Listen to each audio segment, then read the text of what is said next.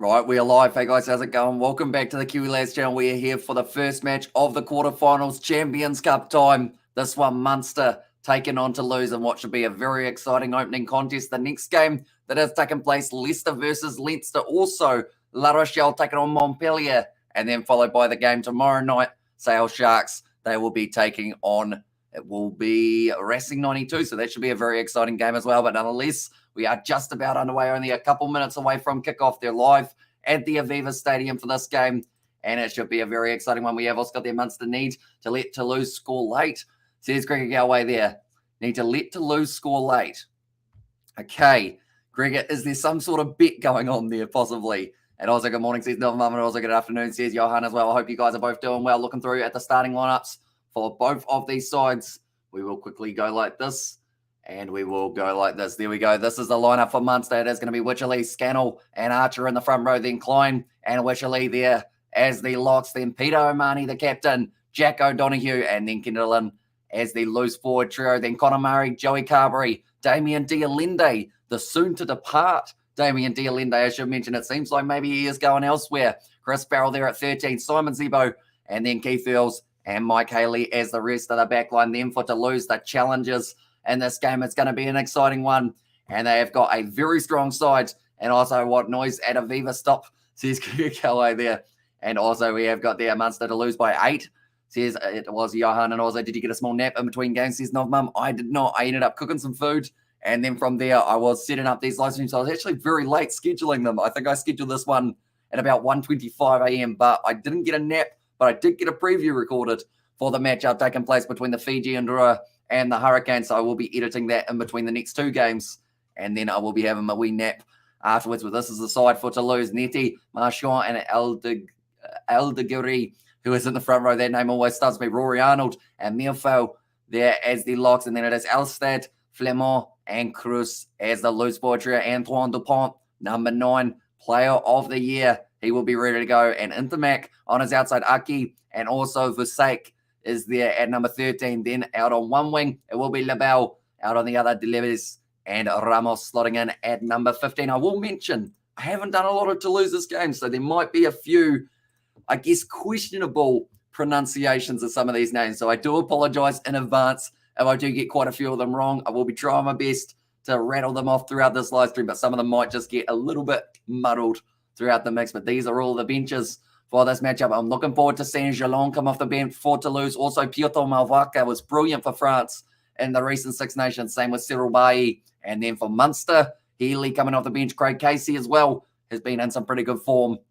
And then looking also off the bench, I think Lauman will be able to have a big impact in that front row in the later stages of this match. We have also got the deal end. They must come back to the Stormers. And then let's hope I can stay up for this game, says Novmum. And the thing is, if you can make it through this game, you got a bigger one just around the corner as well. Leicester taking on Leinster. Whoever wins that game is actually going to face the winner of this game. It's unfortunate that all the Irish sides have ended up on the same side. France are prominent throughout these games. As you can see there, that is the way that it is scattered. And it will be next weekend that those games do take place. So Racing 92, their game tomorrow is up against the Sale Sharks. And whoever wins that game will face the winner of La Rochelle versus Montpellier, and that game is taking place in only a couple hours' time. Then on the other side of the draw, Munster or Toulouse will be facing Leinster or Leicester in the next stage of the semi-finals. It's going to be exciting, but Antoine Dupont wearing the shiny white kit for this match for Toulouse. It's looking very nice indeed. Both of these sides raring to go and ready to try and put on a show, get themselves through to the semi-finals. Toulouse are not an easy side. They are defending champs at the end of the day. Munster, they are in front of a home crowd. This game could have fireworks from start to finish. And y'all says Katie Dixon and A. Says Novmum, and also hey, everyone says Aidan, welcome into the live stream. I hope you are doing well. And the Wasp game was excellent, 10 out of 10. Scintillating. And the chef's kiss for Katie. And it was extremely close. I did see it right at the end of the game in terms of the score. Very good game. Hello, Jasmine. Hope you're well. Says Katie Dixon, and also we've got there. Let's go, Munster. Says Sebastian, and also Hamish, will you keep us updated on the Curry Cup? I will try my best. And also there will be 2 games of the Champions Cup taking place at the same time. But I know that the Bulls game is coming up relatively soon. They are playing up against the Requas in their game of the Curry Cup. But the fireworks are going already at the ground. There are a huge amount of Munster supporters at the Aviva for this matchup. And it is a sea of red in the crowd in charge of this game. It is, I guess, In the UFC, Keith Peterson has got himself the nickname of No Nonsense. This is No Nonsense Luke Pierce. That's a hard one to say. No wonder that's not his nickname. But he does not really take any back chat, anything along those lines. And AR things says Flesh in. I'm nervous for both of these sides. I'm not from Ireland. I'm not from France. It's currently 2 a.m. and I'm worried for both of these sides. But I hope they both play well. And I hope it is a high scoring affair between these two sides. France, they have got their unique tactics that they use in the top 14. The URC has really shaped Munster the way that they play. And this game now is underway, ladies and gentlemen. It's taken nicely by Toulouse. And I believe it was the big number 8, Cruz, who was able to take it down. Like I mentioned, there'll be a few shaky starts with the names of dang Luke Pierce. We think this is going to be good. Says Katie Dixon and Big Love People Champions Cup. Rugby effing lovers. Sebastian there. Go Munster. Says Katie Dixon, I'm good, thanks. Hope you are doing well too, Katie. That one has been found towards the touchline by Antoine Dupont. Is able to clear his lines. And now 30 seconds into the game, it will be a Munster line out. And I don't want to guess how many people are in attendance because I feel like I'll get it wrong. But whatever the Aviva holds, there is only really one area that is looking blank at the stadium. But a very important throw here for Niall Scannell. Does get it in over the top, and it's gone nicely into hands of big Jack O'Donoghue. Dragged down nicely in the tackle, though, by Toulouse. Their defence throughout the top 14 has been very impressive. Although their form in the top 14, you'd have to say, is a little bit not as nice as they would like it to be. They aren't actually in the top 3 at the moment for the top 14, I don't believe. But that is going to be now an advantage. Luke Pierce has given Munster, or I believe it was offside against Toulouse. Now Damien Dialende has gone straight to a penalty in favour of Toulouse. Okay, so it was going to be a penalty to Munster because there was a neck roll in the breakdown that overrides that penalty, and now Toulouse get the penalty. There you go. Interesting. And also they're going for Toulouse in this. Says Flesh, and also we've got Luke Pierce is like an angry dad at the grocery store with his kids and his neighbours' kids. And he's just trying to get them home without them destroying the store, says Katie Dixon, and he is going to have no nonsense on the ground because there was a neck roll from Peter O'Mahony and he saw it straight away. Now it will be Toulouse who have got themselves this line out. Julio Marchand starting this game. Piotr Malvaka off the bench. I mean, that is a very strong combo of hookers for Toulouse in this one. Definitely two that could play France, or starting lineup for France, in fact. Now it's nicely taken by Rory Arnold at the front, the Australian. Now Intermac fires it off a little bit wide. I believe it was Aki with his first run of the day. Now backline movement once again. Intermac trying to link up with Lebel. Well, in fact, it's Thomas Ramos. Now Rory Arnold goes off, and they're just trying to make a couple extra meters for themselves. That was El Djiri, I believe it is. That's a good kick in behind, though, from Toulouse. And Simon Zebo is going to be kicking it back downfield and does find the touchline. Good clearing kick from Munster, but the pressure is still on Toulouse. They will be well and truly up for this fight. They are defending champs, beating La Rochelle in the final last year. And La Rochelle, they had a dream start to their Champions Cup, and it just kept on going. The dream just got longer and longer. It was the furthest they'd ever made it in the Cup. They beat Leinster, which was the absolutely massive result for them. And now currently, the crowd are quite loud at the moment at the Aviva. They are absolutely loving the early action in this one. Thrown in by Julio Marchand, taken nicely at the front by Flamand. And now waiting for this one at the back. It is going to be back in the hands of Marchand. In fact, he has decided to leave it alone and give it instead to, I think that's Rory Arnold at the back. How did he end up at the back of the rolling ball? Very nicely done. Into back now. Wide cut-out pass. Going straight into the hands of their number 14, the right wing. And he seems to be going straight through. Someone was going to have to tackle him. Only 10 minutes out now. It will be Dupont. Goes off to Arnold. Quick backline movement into Mac. Getting involved here. This is great for the Toulouse side. Nice step on the wing. And it was the left wing, I believe. That was Matthias Labelle, who did have that ball in hand. Now Dupont fires it back across. They have got a firm grasp, I was about to say, but I almost called it a crusp, which I'm not too sure what it is. And whereas Kana, has anyone heard from him lately? Is he at the game? I would assume he is at the game for this one. It would be a massive game. And a lot of Munster fans making the trip to the Aviva, which is normally, I think, considered more of the Leinster home ground. Speaking of that, accidentally had the home ground of that last quarterfinal taking place between Leinster and Leicester. That's going to be a tough one to say throughout the day. Peter O'Mahony wins the penalty for Munster, only a few metres out from the line. But I actually said that was a home game for Leinster, even though it is a home game for Leicester. But I don't think I'll have time to change it, so we will just have to roll with it We might as well keep the Aviva in the background as well while we're at it. As usually here, having a long, involved discussion about Munster. Seems right without them. Well, he doesn't seem right without him. And it says Katie Dixon, and also just put a video on Discord of one of my cats, or one of our cats, and Leinster and the Tigers. Yep. That is a better way of describing it, isn't it? I feel like saying Leinster and the Leicester Tigers, as long as you add the in the front, hopefully it will roll off the tongue. The Leicester Tigers and Leinster. The Leicester Tigers and Leinster. Leinster and the Leicester Tigers. There we go. It's like a tongue twister. Nicely done from Peter O'Mahony. No one really blocked him in that breakdown. He just got straight over the ball and did manage to get a turnover for Munster and did end up with the penalty. Now Munster with the line-out throw. I need to remember to keep on talking. To be honest, this game is one of those ones I have been thinking about for a long time. Same with Leinster versus the Leicester Tigers. And I've got to remember that I'm doing a commentary live stream and not just enjoying this game. Connor Murray going to be kicking it up. Kilcoyne and also Gavin Coombs missing from the lineup for Munster. They have said now a nice take for the right winger of Toulouse counter rug, but it looks like it's just still on their side. Yes, it is. Flamont jumps on it, and they've said that the ball was unplayable. And Munster do get themselves the scrum. Nicely done by Delebes initially to be able to get that ball. I do not see a single Toulouse kit in that whole shot, and there were literally over 100 people. It must be a serious injury for Ty Byrne. Still not back, I see, and as Gavin Coombs injured. Haven't seen him in forever. I think he must be, because, yeah, I haven't seen him in a very long time.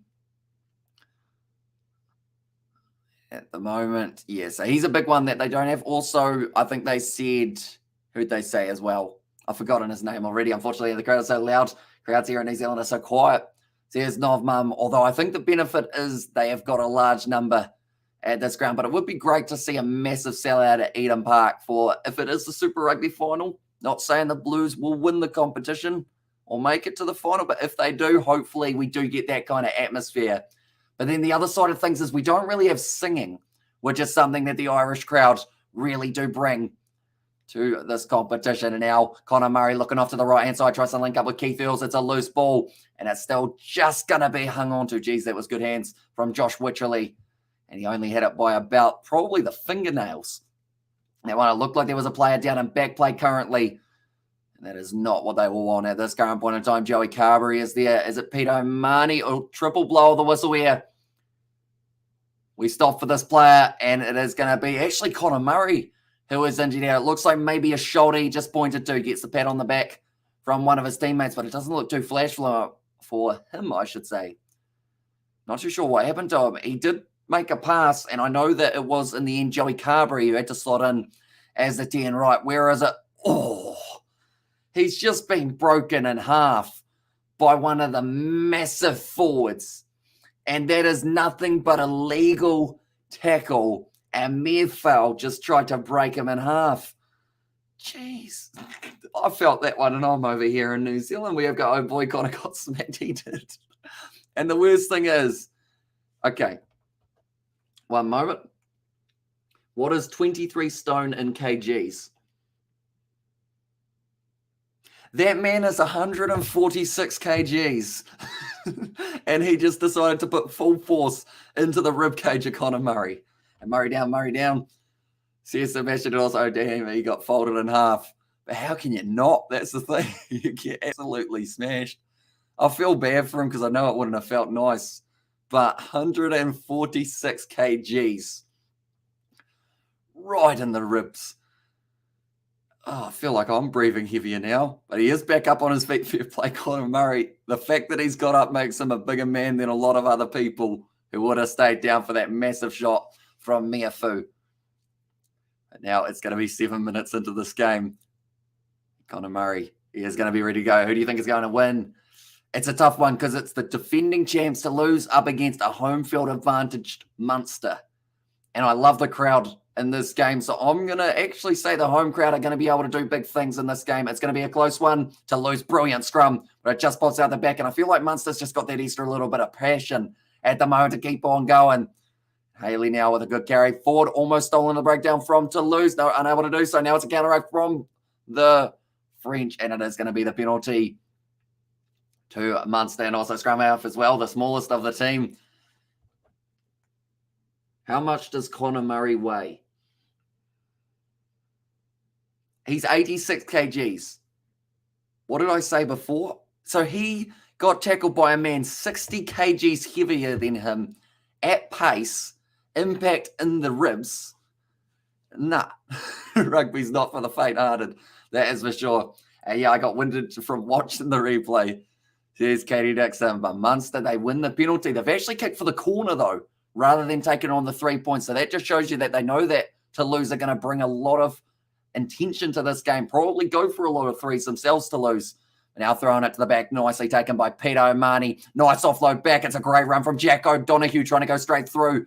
But he is dragged down only 5 metres out from Toulouse. Now using their big forwards. They've gone, if you've got big ones, we've got big ones too. I don't think they've got 146 kg, man, but getting close now to the line for Wycherley. He's close to going over. He's rolled, and he might have rolled over. Luke Pearce is doing some lines straight down on the ground, and they're going to have to go upstairs. He's a willow wand compared to the other guy. There's Katie Dixon there. Cadellin, sorry, was actually the man who ended up with that ball in the end when they fell to ground. Hang on, is the comment from Luke Pearce. He's getting yelled at by Peter O'Mahony, and he's having none of it. He's going, hang on, we're going upstairs anyway. On field, no try, but they are going to be checking this one anyway. And they did have the advantage, Munster. He thinks it's on his, not even his foot, it's on his sock. Okay, and they've got an offside advantage anyway, right. That looks good. That looks very nice indeed. And I believe Alex Kendelin has just scored the opening try of the match for Munster. Unless this angle shows something different, it might have been on the foot of Intermac for a start, but that, for me, is down from that angle. And I think Kendelin has been able to go in for his first try. This angle is the one that really shows it. See that? Okay.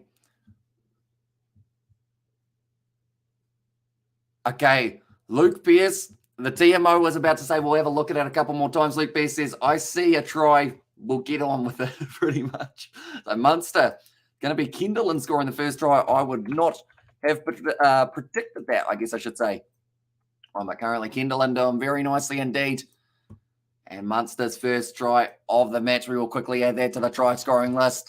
And that one's gone over. Munster take the lead in the early stages of this match. They lead by 7. It was great intent from Munster there to be able to go for that rolling ball and try for the Munster men. Says Sebastian there as well. But yeah, rather than going for the easy 3, letting them off the hook, they said, nah, not happening. We are going to try and go for the 7. It was initially offside. Then from there, Alex Kendelin just spun out of the tackle, somehow snuck the ball down, and does end up scoring the first try of the match for Munster. Nicely taken by Peter O'Mahony. And Munster now just outside of their 22. They won't be able to find touch on the full, but more than likely they will be setting up for some sort of kick in the near future, unless they get confident. Maybe they use their back line again here, Munster. Although it looks like Conor Murray, he's putting it up. And the wouldn't mind a little bit more time, Conor Murray, to be able to catch his breath, although I think it would almost be back now from that big shot. But he certainly won't be running at the lock anytime soon. And this matchup nicely taken now for Toulouse. Speaking of that lock, he has just broken through the tackle of O'Donoghue. Now Dupont quickly recycle ball. Nice, beautiful inside running line. And this is going to be dangerous for Toulouse. Dragged down only about 10 metres out from the line. Quick recycled. Now it's Ramos plays up. It goes off to Intermac. 10 metres out. Offloaded up.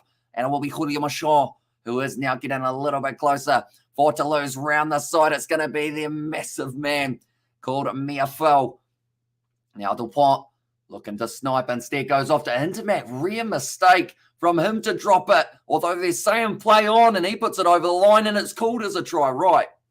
Did it go backwards? I believe they're going to have a check of this one, and got an auntie who's a Munster fan. She'll be even more unbearable if they get to the final, says Flesh in there.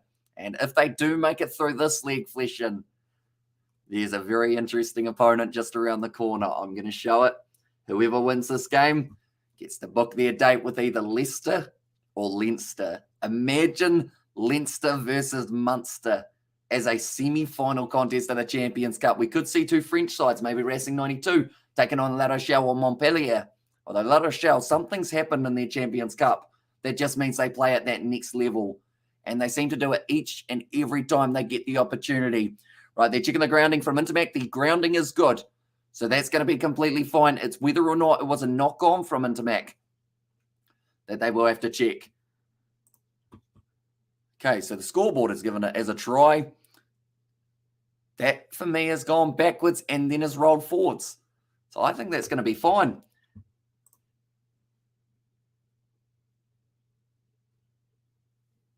Okay, it's no knock-on. The lines on the ground give it away, as the comment from Luke Pierce, and it is going to be the try for Romain Intermac here. We will go like this, and we will go like this. So now 10 minutes in, Gunderland scores, 11 minutes in, Intermac scores, and it will be at the Aviva if Munster and Leinster win.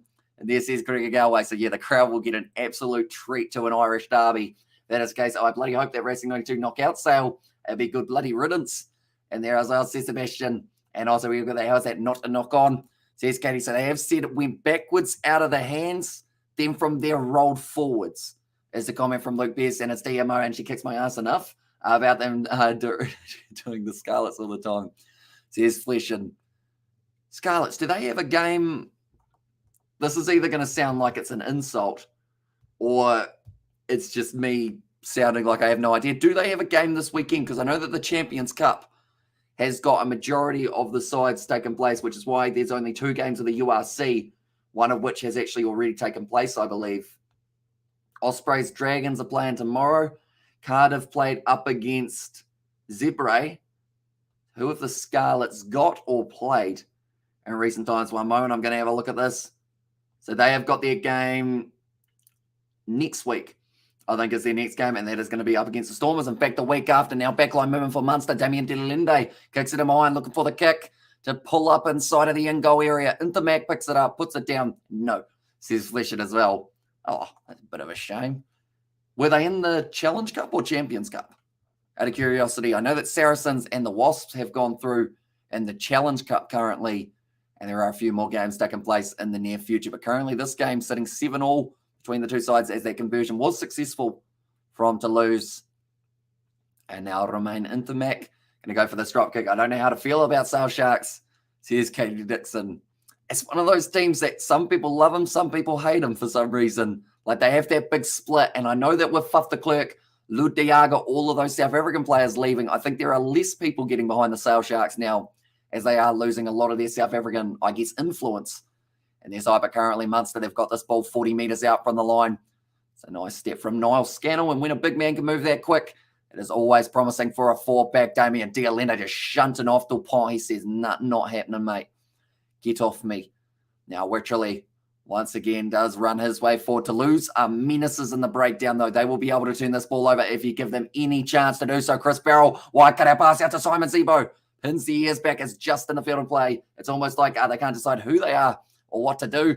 So here's Katie Dixon now. It's going to be stepping nicely here for Munster, sitting about 20 metres out from the line. Murray goes back to Chris Farrell, who is first receiver, who's gone down. Toulouse trying to get in there, and I believe it was Julio Marchand diving almost straight through the middle. Now Connor Murray, in fact, has almost been stolen, and I believe Je was the comment from Luke Pierce, which I believe is just play on.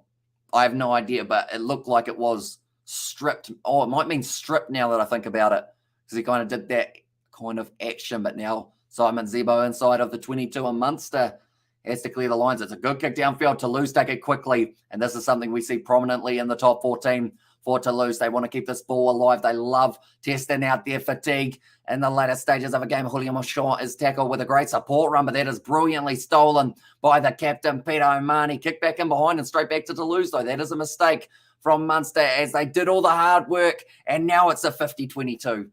It's a Romain, would be pronounced like Roman in English, by the way, says at the Big V8 show. I thought I heard the Irishman say it before the match, so that makes sense. I wasn't sure whether or not it was Romain or Roman, so I will call him Roman from now on. That one, and also we have got there just the European version of the Durban Sharks, says Sebastian there, and also we have got their Geo Means play as well. And there, okay, so that was pretty much play on. All right, but now currently it was a brilliant 50-22 from them taken inside of the 22 now by Munster. Offload from Scannell off to Peter O'Mahony, using some of his strength down the wing. He's given it straight to Dupont, though.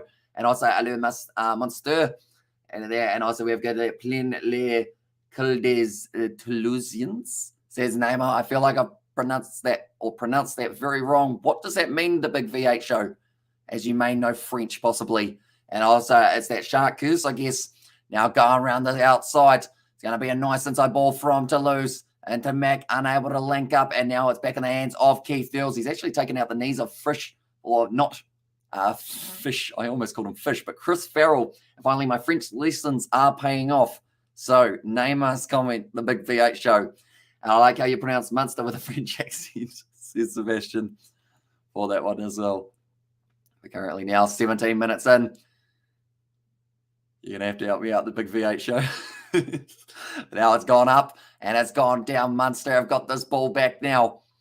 It's still going to be available. Go Munster. Okay. Well, okay. Yep. What about the rest? And also did something rude about Toulouse. Okay. So I was just slagging off Toulouse then, I guess, for myself. I assume different region of France, possibly Neymar. Whereabouts in France are you from? Do let me know. Okay, they have been told to use it. Passing the ball back. Is that Craig Casey? No, it's not. Or is it? No, it's not. That was actually Haley playing halfback. I thought for a second Craig Casey was out on the field, which would have meant Conor Murray did go off, although I did not see him do so. Now Joey Carberry kicks it down the middle of the field. It's got a little bit of top spin on that one, and it's going to go into the in-goal area. He's waiting to see if it rolls all the way dead. It does not. So now Ramos will take a bit of time here, waiting for it to put it down. Waiting, puts it down, and it is going to be a goal line dropout now in favour of Toulouse. Luke Pearce almost got cleaned up with that ball. He's going to have to be careful. And that's the thing. In Super Rugby, we saw a lot of sides actually end up, what was it? They actually ended up hitting the referee, not literally hitting him, but like having the referee in the wrong place at the wrong time type thing. Currently now, anyone who is new to the channel, be sure to leave a like and subscribe. As well, we have got our QLAD Sport channel for anyone who does want a little bit more sport than we've already got here. Be sure to check out that link. We'll take you straight to the QLAD Sport YouTube channel, and any help over there to reach 1,000 subscribers is usually appreciated, as we are getting extremely close. Nice inside ball, but it was Ford as the goal there, and he's probably looking for Munster to avenge his side after getting thrashed by Toulouse in the top 14, says Sebastian. That is a very good theory. And also Lucas said hi as well. Welcome in, mate. Hope you are doing well currently. It is sitting 7-all. There's a little bit of attention on Roman Intermac here for his foot, by the looks of it. But Munster, that one was forward by about half a metre, unfortunately, for Stephen Archer there. And now 19 minutes in. It looks like there's also going to be a little bit of attention for Niall Scannell. One thing is for sure, both of these sides are going to give it 110%. Whoever loses goes home. Whoever wins makes their way through to face off against either Leinster or Leicester.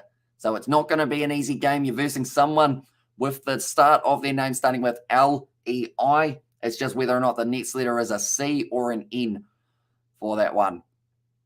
It was a good shot initially on Arke. I believe it was a bit of rush defence from Munster, working out not too bad from Chris Farrell. But then that gap opened up on the outside, which did lead to a bit of trouble. And also we have got there, I assume something along the lines of where can we watch the game? And I believe, Champions Cup wise, I know that it's on Sky Sports, I want to say, in England. There's also one that's called something that's in France, and I can't think of what it is. Sebastian, you might be able to help me out. What's the one called that has the top 14 on it?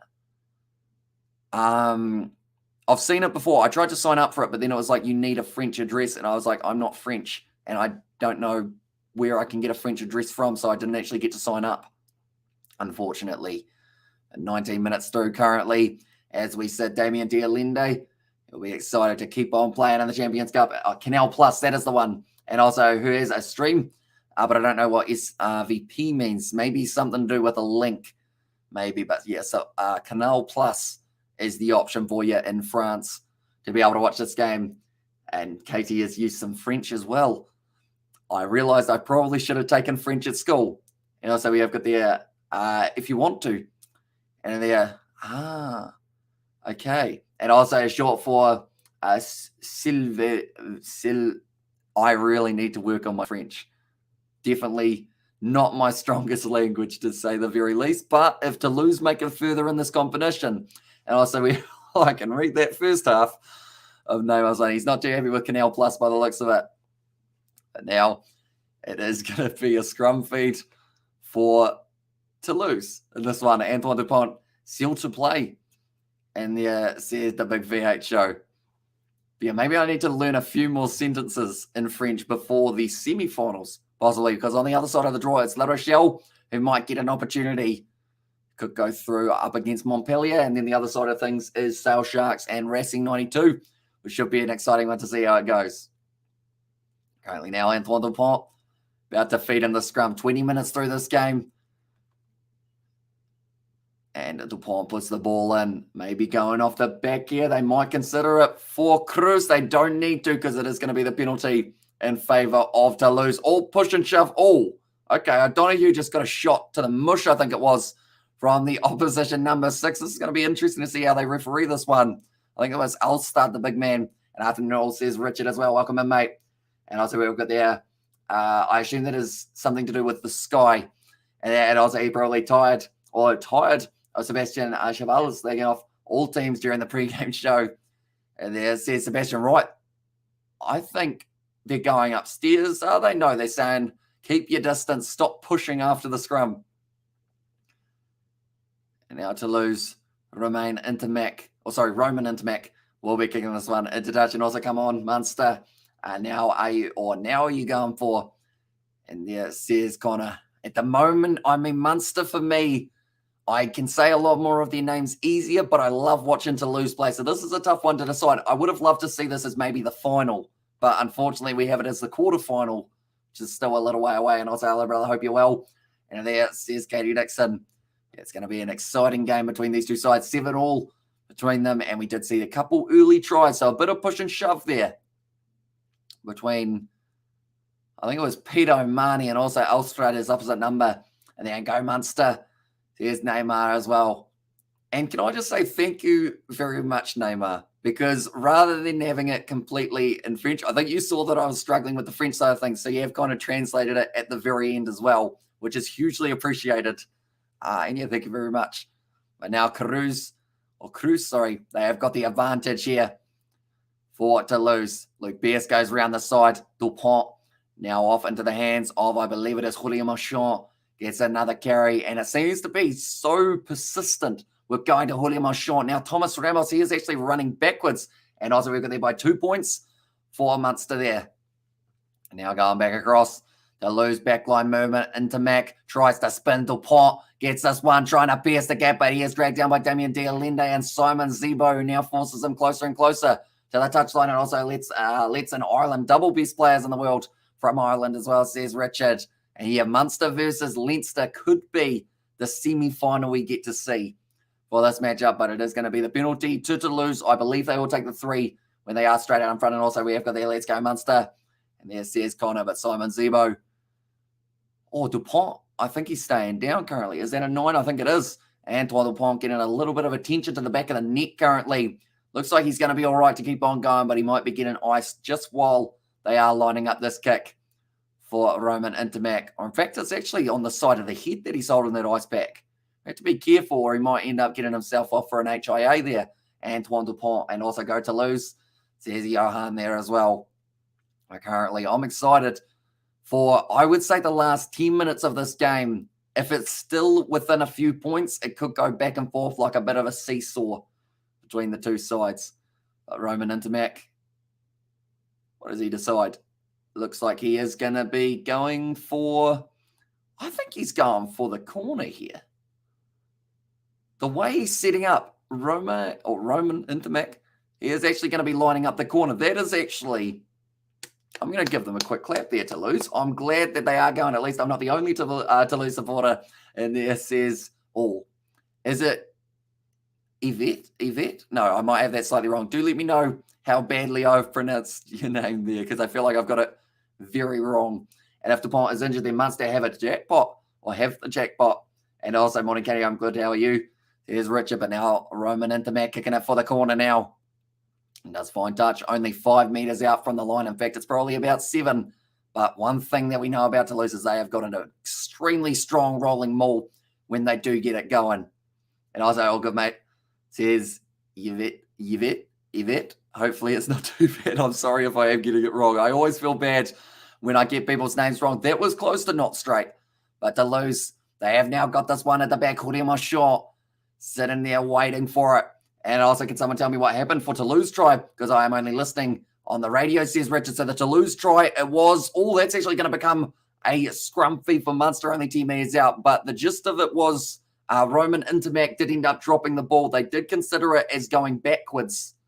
It went backwards out of the hands, then bounced forward. But because of the fact that it went backwards, then bounced forward, it is considered as, I guess, fair game. And he did end up picking it back up and then scoring the try.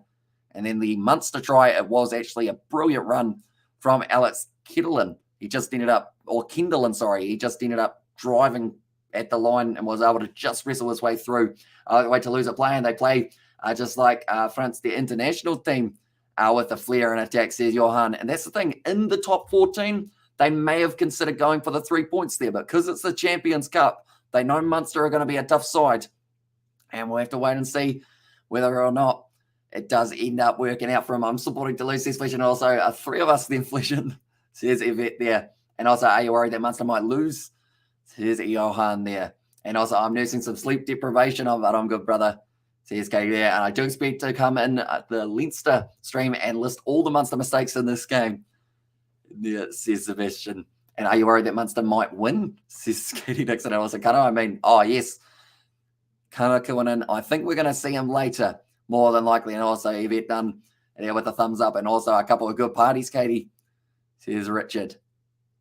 Currently now 10 metres out from their own line. It will be fed in by Connor Murray for Munster. Toulouse, they had a massive push. They've timed that to perfection. That ball is going to be turned over. And Toulouse win the penalty at scrum time. They just used that brute force.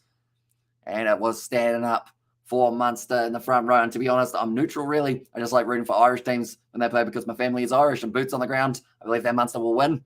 So here's you there. And currently, that's the thing. Home ground advantage. It really, that's the thing. I've just realised who gets the home final. If it is going to be, I guess it would be the winner of Sale Sharks versus Racing 92. No, I'm not too sure who finished at the absolute top, but whoever was at the top, they will end up getting themselves that home final. And that could be a huge advantage. A 28-17 Munster final score. Says Dara there. And Katie Dixon, let's go Munster. Says Connor there as well, but currently only 5 minutes out. And Toulouse have actually decided that they want to go for the scrum here. Rather than the 3 points, rather than the line out, they've gone, right, we're going for the scrum. See if we can get over. No, I just drank double strength coffee without thinning it. So I've been wired for like 12 hours straight. Says Katie, and also, well, I'm not French, so I wouldn't get that upset if they lose. But yeah, I'm worried sort of. And also no one final in Spain. Is it actually? Oh, I didn't know that.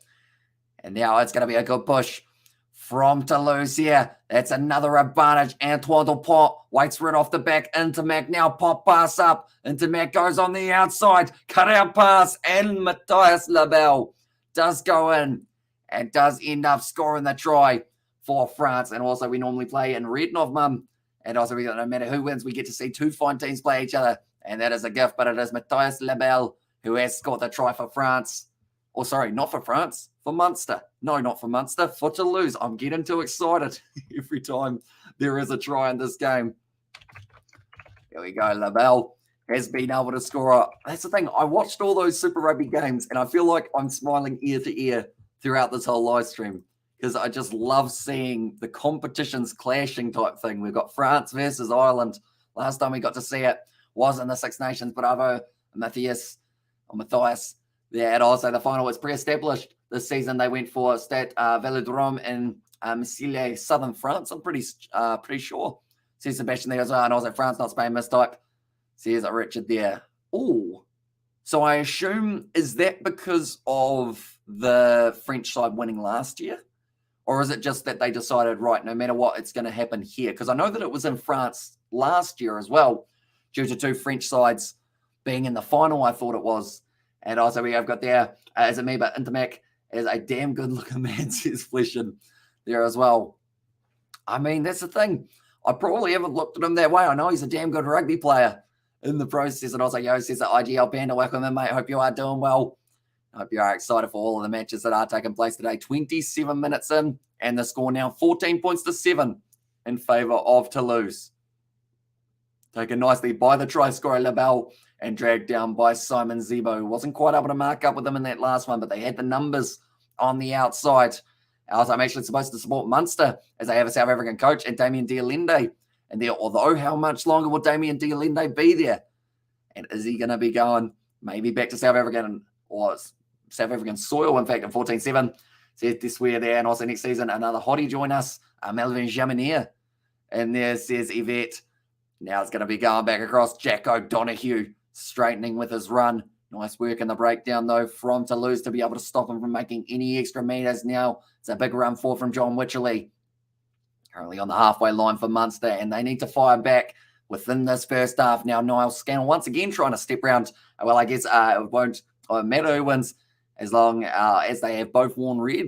This is nothing, and also because I will find them and I will ring their mums.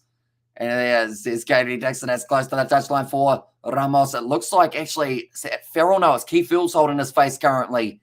Hopefully he is going to be all right. Roman Intermac does end up going close to the touchline alongside Thomas Ramos. He went up. He went down. What happens to Keith Phil's face? Who gets him? I'm looking around. I think he might have gotten an elbow/forearm to the face there. And if I really had to, between Intermac and Hillary Clinton, I'd let Roman rip me apart. And the Champions League soccer is on in France, and rugby done the same. Says Richard there, and also Munster has to come good. It'll give us Savas an idea of how good our grassroots talents is versus the Euro power.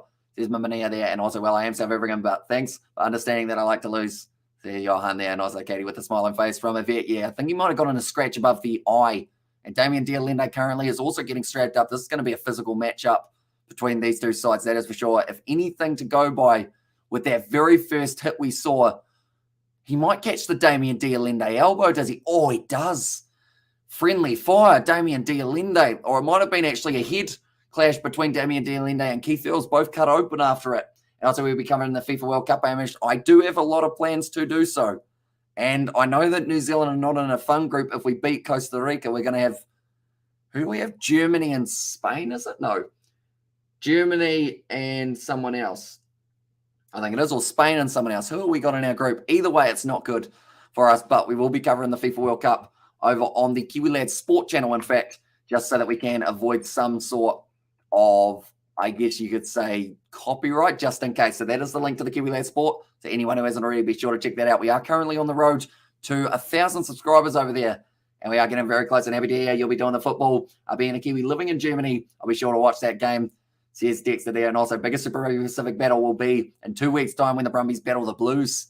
Says Johan, yeah, it's going to be a massive contest. And we will also be covering that one on the channel. And I support you in any living, loving soul on this planet, supporting any old sweet rugby team they wish. There's Katie Dixon there as well. And at the moment, they're just talking about an injury. I saw a small part of the college boys rugby game on YouTube, and they look so small compared to the men and have numbers on their shirts. Says Novmum. That's the thing. Like Dad was talking about it as well earlier on. The 1987 World Cup, an All Blacks winger weighed 72 kgs. And literally schoolboy rugby now, a majority of the players are looking at about 100 kgs now. And they're just big old units. Like that guy who they had earlier on, who made that massive hit, I think it was Meafu. He was 146 kgs, smacking into Conor Murray, who's only 86. So he got broken by the one Damien Dialende. Pass up to Joey Carberry. Now Keith Earls going to be looking for the offload. It's gone through the hands of Haley. And because of it now, it will become actually a penalty to Toulouse. Well, they want to also drink more, Katie, says Richard. Yeah, as well. But Conor Murray sprang straight back to his feet. Looks like he's just looking for the ball. He's having a bit of a chat to one of the Toulouse players. And the All Blacks are Papa Kiwi 2022. Says Sebastian there as well. Yeah, doesn't hold back the swear words at times. But then saying that, I think that's just because he's a builder. And builders love dropping swear words like they're going out of fashion, really. I feel like it's just builder's code that you're supposed to swear. And now it was a good backline initially from Munster. They were always drifting to the left-hand side, and then it just went straight through the hands of Haley. And then it became the penalty, and then which was the last thing they would have wanted there after a mistake. Haley put the ball down, but now it will be Julio Marchand with this line-out throw from about 35 metres out. Long throw, Damien Dialende. Was that a deliberate knockdown? It's just called as a lockdown or a knock-on. And Hamish the Goat, love you, Hamish, and everyone in the chat. Says Tesla, feeling is mutual, mate. We have got plenty more coming up. And also, what about size of Chisel and Colby, says Peter Mason. That is a good point. He is not the biggest man. I'll quickly... How much does Chisel and Colby weigh? No, not Colby Covington. Chisel and Colby. Quickly, I will have to have a Google. They on a big level. Says Katie Dixon and also big love Tesla. Says Sebastian there as well. Right. Chisel and Colby, how much does the man weigh? He weighs 80 kgs. So he's actually 8 kgs heavier than that winger for the All Blacks back in the day, which to me seems crazy that they had such a small man out on the wing. Like, because Chisel and Colby, I mean, he's 80 kgs of muscle, which is beneficial for him. And get some sleep, Hamish. Mother's Day today, says Tesla. It is indeed. I've actually got plans of, I'm pretty much doing these 2 matches of the Champions Cup. And then from there, I'm going to sleep for 4 hours. Then I'm getting up, taking my mum out for lunch for Mother's Day. And then we will be doing the live stream for the Brumbies taking on the Hurricanes as the later one. So, yeah, short amount of sleep for me tonight, but it's going to be worth it, I would think. Overall, we get to see some rugby, and we also get to spend Mother's Day with our mumsy. And also we got that Ireland frightening their rugby style out of the All Blacks, or frightened their rugby style out of the All Blacks, says Richard there. And also we have got their back at you, says Yvette, was that a drop kick attempt? It was, and it didn't even go anywhere near the post, unfortunately. Now Joey Carberry able to have a bit of space to be able to kick this one way down in behind. And also wake up. And then how tall is Chisel? Says Flesh in one moment. I'll have another look and see what it is sitting at. Currently, Chisel and Colby, I don't think he's grown anymore. He is currently 171 centimetres, so about 8 centimetres shorter than myself. Anyways, I can't even work out how many kgs more. I haven't weighed myself in a while, so I'm not too sure. And also, yeah, Ireland softened them, and we deliver the Coupe de Grace at Stade Francais. That was a good game. Like, both of those games, as an All Blacks fan, or as a player, or not a player, a person from New Zealand, I should have been disappointed in those games, but I just loved how they brought that intensity throughout it. And we were getting a hiding in both of those games, and I was just smiling throughout the whole thing. It's going to be a penalty out of a Munster for Toulouse not rolling away, and the Munster crowd are getting in behind them. Rory Arnold, the man penalised there, and also I hope everyone is doing well. Says Tessa there as well. That's the thing. I feel like even though it's 2:43 a.m. and I should be more tired than I am, I'm still wide awake currently as we do sit, which I feel like is a good thing. Was I aiming to hit 20K this year? Says Tesla, who knows? Anything is possible. Like, our goal by the end of 2023 was to hit 2,000, I think it was. And 1.71 meters. He can actually break his leg by jumping off a curb, says Sebastian. And also, I can't really understand why Ireland kicked the ball away playing into Toulouse's hands. Exactly right. Like, Toulouse, anytime you give them a counter-attacking opportunity, he will make them pay. And also, I'm 1.8 meters and 90 kgs. So there's Flesh in there as well. Do you play rugby yourself, Flesh? Because I know that your boy, if I've got the right person, your boy plays rugby, doesn't he? If I'm not wrong. And also, I've got there, I assume that is to do with the Rugby World Cup. And they are going to be playing in 2023 opening game up against New Zealand, which is going to be pretty awesome to see. And I'm not confident going into that game, I'll be honest. France are looking the goods at the moment. Toulouse about to line up, Munster about to line up this kick from about 40 metres out, striking it nice. And it drifts away to the left. And that's the best thing about rugby we can appreciate when another side wins and acknowledge this as well, says Yvette. Yeah, I feel like the best kind of rugby fan is one who is willing to go, the other team played well rather than our team played badly. And like, the thing is, the All Blacks for me didn't really play well. They didn't play great, but I think it was more of the class of France that meant that they won that game rather than the All Blacks playing badly. I think even if the All Blacks were playing well, France would have beaten them on that day. And I'm here recovering from a little drink last night. You've got nuclear batteries, Hamish, says Eric there. Yeah, we have been up for about 12 hours. We've got another probably about 18 hours, something around there. But we are going to have a little 4-hour nap in between. And also we have got there, rugby is the best sport ever, best sportsmanship ever. Says Desla there as well, but currently now it will be a scrum beat in favour of Munster. Now, they will be disappointed not to be able to get that kick over, but it is now going to be a good attacking opportunity from 30 out. Conor Murray will be feeding this ball in. Getting ready to put it in. It took a little while, but he has now got the ball in. Conor Murray passes it back across into the hands of Damien Dialina. I can tell that it's him because he has got the headgear, and also he's the big South African centre. That ball's rolling awkwardly. Thomas Ramos has to just clean it up in time. And also we've got the audio recover from a little drink. He didn't say what the little drink was of. You know, it could have been, is it absinthe? Is that the one that's 80% alcohol? That would probably knock anyone for 6. And also, didn't Murray play 10 for Ireland? And there says Novmum. Did he? If he did, I think it might have been before I actually started watching rugby. That's the thing. I've actually only been following rugby predominantly for about 2 years or so. I say he's scrum half Novmum. And then on top of it up here are the dog. Says Evette there now. Damien Dialina goes for a little chip in behind. It's out on the full. And it's going back to where he kicked it from. And by the way, before I forget, Munster not playing in home ground because pop concert there tonight using Leinster ground instead. Right. I was wondering why it was at the Aviva.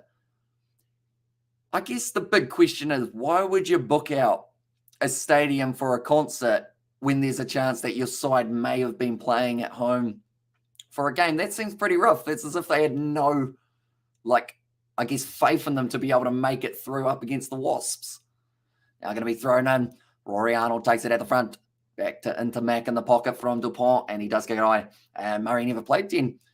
And there, and also we have got there, yes, he does. Just won his league. I did just not as great. Not as great as it. I was more into judo as a sport to play. Now, nicely done. And he goes into touch there for LaBelle. I believe he went into touch anyway. And if he did not, he was extremely close. Now, Munster have got themselves a line out inside of the 22. So just won his league. Awesome. Hopefully it has worked out not too badly. You'll have to remind me of his age again because I feel like I forgot. To be honest, I have forgotten. I feel bad anytime I forget some information. But then I think it's trying to remember all the different side of things that I do end up getting wrong. Can I imagine that Ireland loves Ed Sheeran? And they're more than Ed Sheeran more than the rugby, says Katie Dixon. And yeah, pretty sure he's always been a 9 for Ireland and the British and Irish Lions as well. Hello, I listened to Hamish at work yesterday, got sacked. So I took myself out with mates steering me. Did that actually happen, Eric? Did you get sacked because you were listening to me, or did you get sacked because you were possibly doing something else you weren't supposed to? I'd feel quite bad if you got sacked because I listened to our commentary. Now 5 meters out from the line. Conor Murray sells the dummy, goes himself. The pick and go now around the side. Oh, it's the big man who was able to score the try just a little bit earlier on in the day. Now good hands from Wycherley. He's done absolutely sensational to be able to hang on to that ball. Conor Murray now looking out to his right-hand side. He gives it off to Chris Farrell. Nice pop pass from Carberry. Wide slinging pass. And Keith Earl goes in. And that will be the try for Munster. Keith Earl scores it right at the end. And also it was in Thomond Park. It's guaranteed. Or if it was at Thomond Park, it's a guaranteed Munster win. Says Big Courts there as well. So yeah, it seems very rough that they didn't get to play it at home. Yeah, I can't quite get my head around that because I feel like surely they went, right, what are the dates that we might be playing in a quarterfinal and a semi-final, etc. at home? And then you go, right, maybe we won't book anything on those days just in case there is a chance we make it. And they did just that, Munster. They've done very nicely up to this point. Nice try. Katie, you're still awake, and that's it. I'm going to find your boss, and I'm going to ring his mum. And this is Katie Dixon. And I'll say, yeah, I got like 15 seconds of sleep. Says Katie again, yes, try Munster, go Keith. Says Richard, and also eat water, drink some food. Eat water, drink some food, folks. Says Tesla, there we go. Drink some food. Got to be good for you. That's quite warm. And also we got the try. Says Katie Dixon, speaking of warmth, well, not really. It's not very warm here, but the clouds are still out, unfortunately. So because of it, it does mean that when there is that meteor side of things, or not the meteor, was it the meteor? I can't remember the name. But when there's that planetary thing that's going on, we won't be able to see. Unfortunately, here in New Zealand, it's typical Irish. We can organise a piss-up, and that's about it. Says Ryan Keating there. And I was like, yep, the boss thought I was ignoring him. As Eric, sorry about that. What was your job beforehand, Eric? Do let me know. And also, we've got that. How did you know it was Ed playing? Says Richard. And also, we've got that. I'm going to curse him out in front of his friends. Says Katie Dixon. And that was nicely done by Keith Earls. And now at halftime, I believe they'll be looking to just put this ball out here for Munster. There was a knock on, or in fact, they said it went backwards. It looks like maybe Toulouse are going to have one last crack at the Munster defence. Now Ramos passes it off to Intermac. Wide pass out to Aki. Nice drive forward to Toulouse now 25 metres out. The ball pops out the back for Antoine Dupont. That is another advantage. He keeps it in the field of play. It is now going into touch, and that will be halftime between these two sides, and nothing can split them. They are sitting 14-14. We need to email Eric and organise a petition.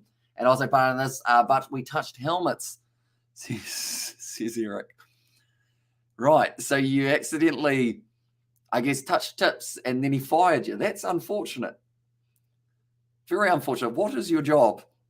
Out of curiosity. And also, what's up, guys? Says Carl Peterson. Welcome in, mate. Hope you are doing well. Can you imagine Sharon's reception in Munster lose this narrowly? Or if Munster lose this narrowly?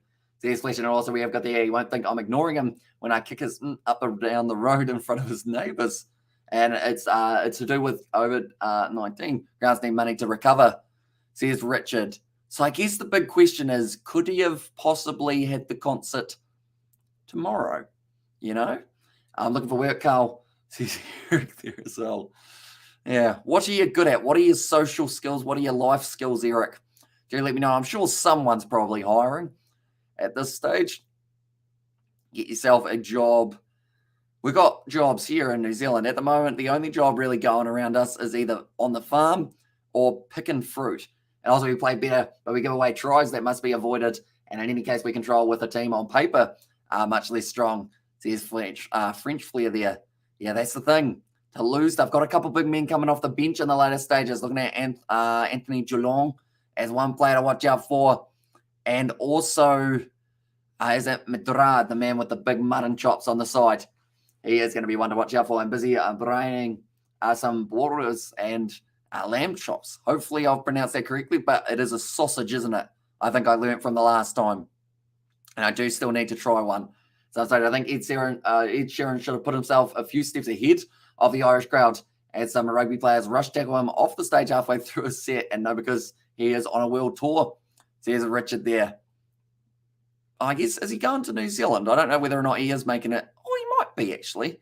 Now I think about it. Might be making his way to New Zealand at some stage soon, but nonetheless, 14 all. Hide your woman, Eric, is on the ground tonight. Says Desla there. But do let me know what you thought of that first half, ladies and gentlemen. Who do you think ends this half with the advantage? Because certainly the scoreboard is the same.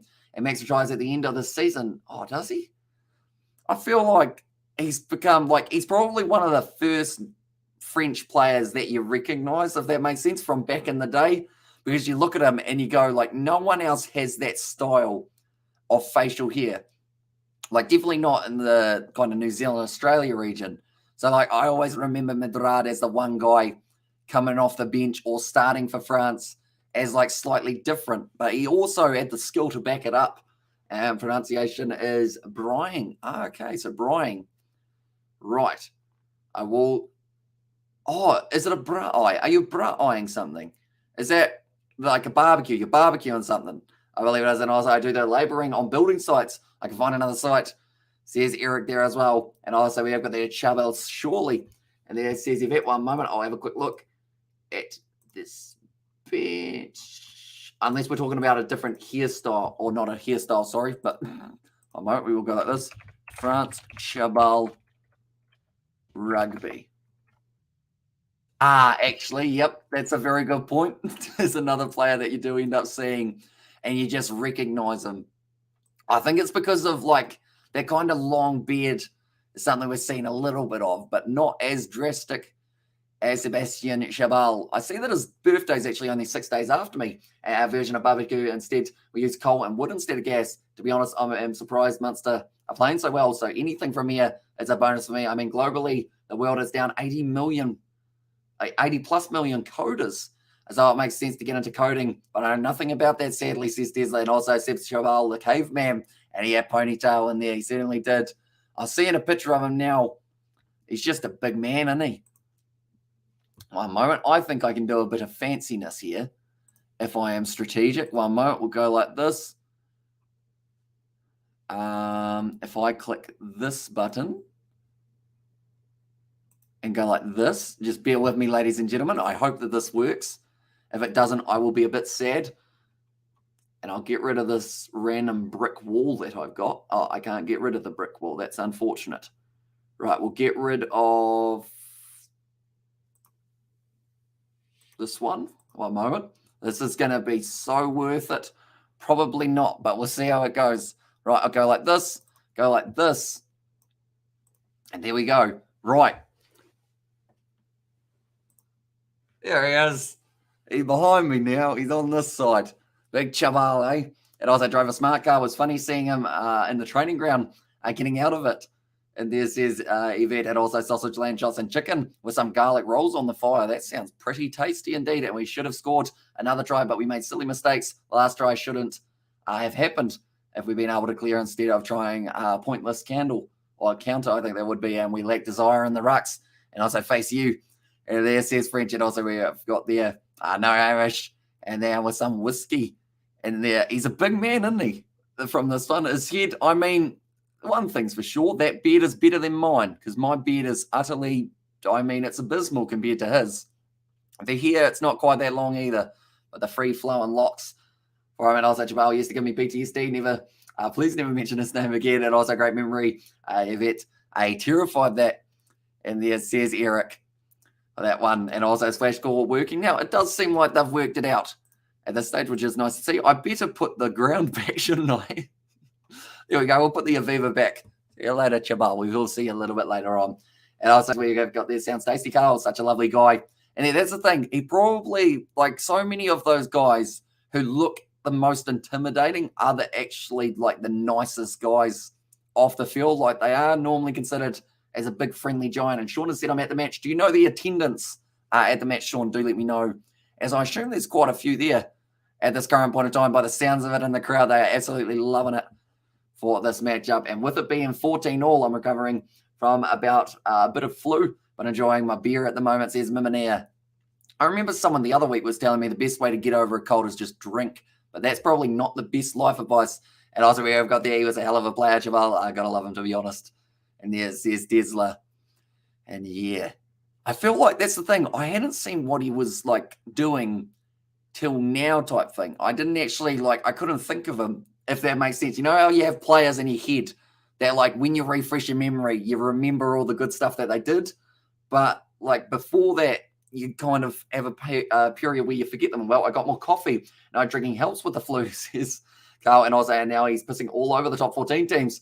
If you want to see more of Chabal, check the pregame show on Canal Plus, says Sebastian. And you could literally feel the ground shake when he was running down the sidelines. And Sean met him. Sounds a great atmosphere, says Flesh. And also we have got there, did someone advise drink? And this says Eric, responsibly. Drink responsibly. And that is the best advice you can give someone, is have a very responsible drinking session. And smoke weed as well, says Carl. And also we have got there, he has his own business. And there says Yvette, and also it's class, says Sean. And yeah, this match has been an exciting one for the first little while. The crowd have been getting right behind them. And I feel like that's the perfect way of going. But anyone who is new to that channel, be sure to leave a like and subscribe. Also, if you do want to see more of us, and also a few of our previews that we will be bringing out in the near future, it is over on the Kiwi Lads Sport channel, which is that link that I've just put there. Very loud session. Yeah, the crowd will be going nuts at the moment. How many more matches is this in this rugby until the final? So this is the quarterfinal. So we have got 3 more quarterfinals fixtures, 2 semifinals, and then the final. It's like Toulouse can't tackle, a Pal show no heart, Toulon at a decent attack, but they're proppers in us. Does he actually say that? And after he had slam all teams, he goes, hopefully I'll have a good game tonight. And I was like, cheers, Sev, Grimar, Katie, and Ams. I'm off to sleep. Big ups to Canes. And when we face the draw today, says Tesla. And yep, we will be live for that one as well. So I look forward to seeing you there for that matchup. But yeah, nonetheless, I guess we will see you later on, mate. And I hope you do enjoy your sleep. Sleep is important, ladies and gentlemen. It may be 3 a.m. here in New Zealand, but I will tell you sleep is actually important. You should try and get as much of it as you can when you get the opportunity. Also take care, Tesla. And there says Sebastian as well. But currently, second half for me, there could be a few big moments throughout this matchup because I think momentum is going to be a shifting thing. And it's going to start, I think Munster are going to have the better of the first 5. Then Toulouse will have the better of the next 15. And then Munster will come home strong. But then the last 5 minutes will go to Toulouse. That was extremely specific. So I'm going to have to write that down or else I'll completely forget it. So first 5. So 40 to 45. I'm saying it will be Munster. Then 46 to what I give them 15 minutes with the ball. 60 will be Toulouse. Then 61 to 75 will be Munster. And then 76 plus back to Toulouse. There we go. We'll just go with that. And drive safe home. Tesla and also Gobless. Tesla, always chatty. And it says Eric and also sleep tight Tesla. And also, I want to announce a toast in the chat. Oh, what we toasted. One moment. What we got? What's our toast? I got a Coca-Cola glass. There we go. Get a sponsorship maybe. That could be our toast. But what are we toasting? Something. I feel like I should have held this glass up a little bit later on than right now because we're still only halfway through the toast situation. But I guess cheers.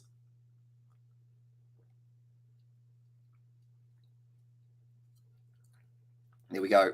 Hopefully the toast. I mean, I wouldn't mind some toast at some stage. Probably a breakfast food. I guess I will end up having it in about 4 hours' time after our next live stream. And then I will have a nap, go out for Mother's Day lunch, and then also beards. And there says Eric.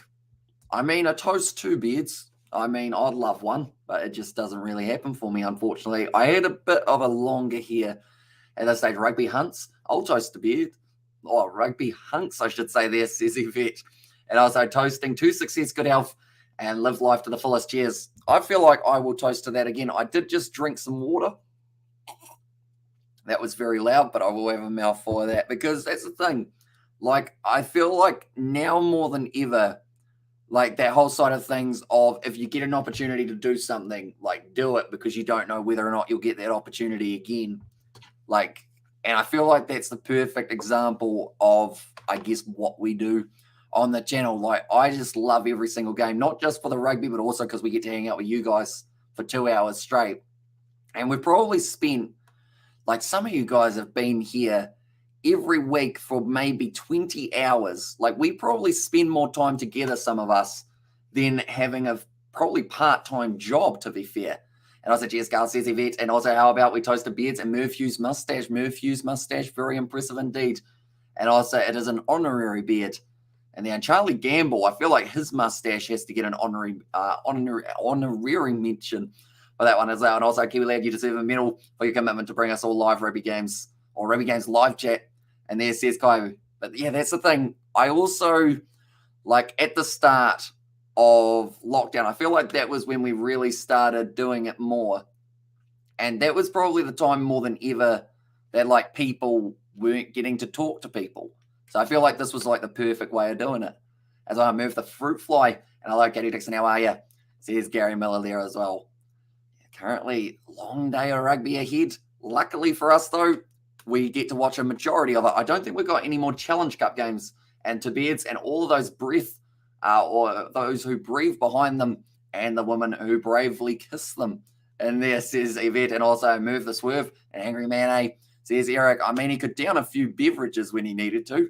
That is for sure. I think, did he have the record for the most beverages drunk by an Australian player on a plane? I think Merv Hughes was holding.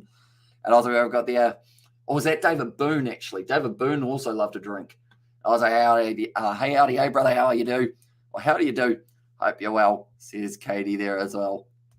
Currently now the halftime break is almost over, which does mean we will soon be into the next half. And let's not forget good mullets. It's an art form. And there says Gary, which rugby player would you say has the best mullet currently?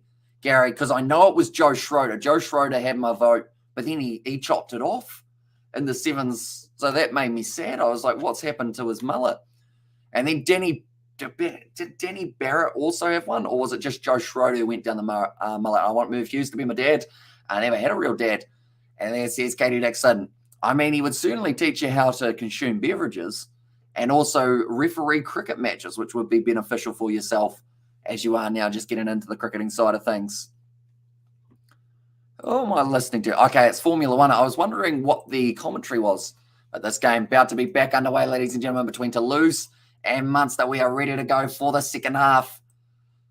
And once again, I mean, I was nervous at the start of the game. I'm more nervous now because both of these sides will know how important it is for them to be able to win this match.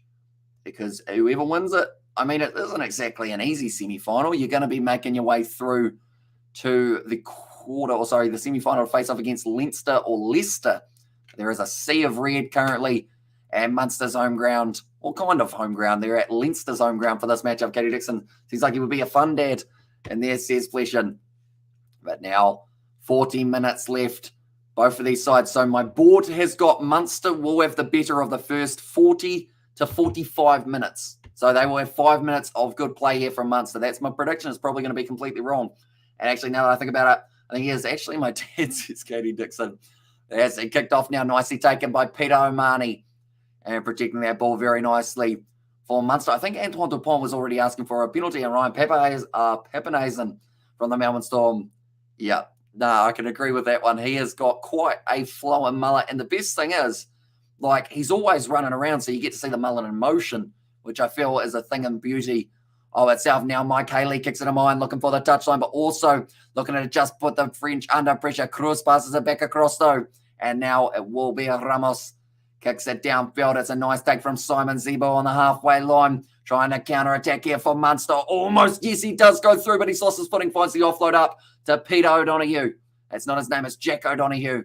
I was combining him and Peter O'Mahony. Now Josh Wycherley there around the side of the breakdown, and they are continuing to build here. Munster, Connor Murray goes back across, tries to find the offload through, and it doesn't work out. Now it's a counter ruck for Toulouse, a counter attack, I should say there. It's a good shot from Keith Earls, though, on its opposite number.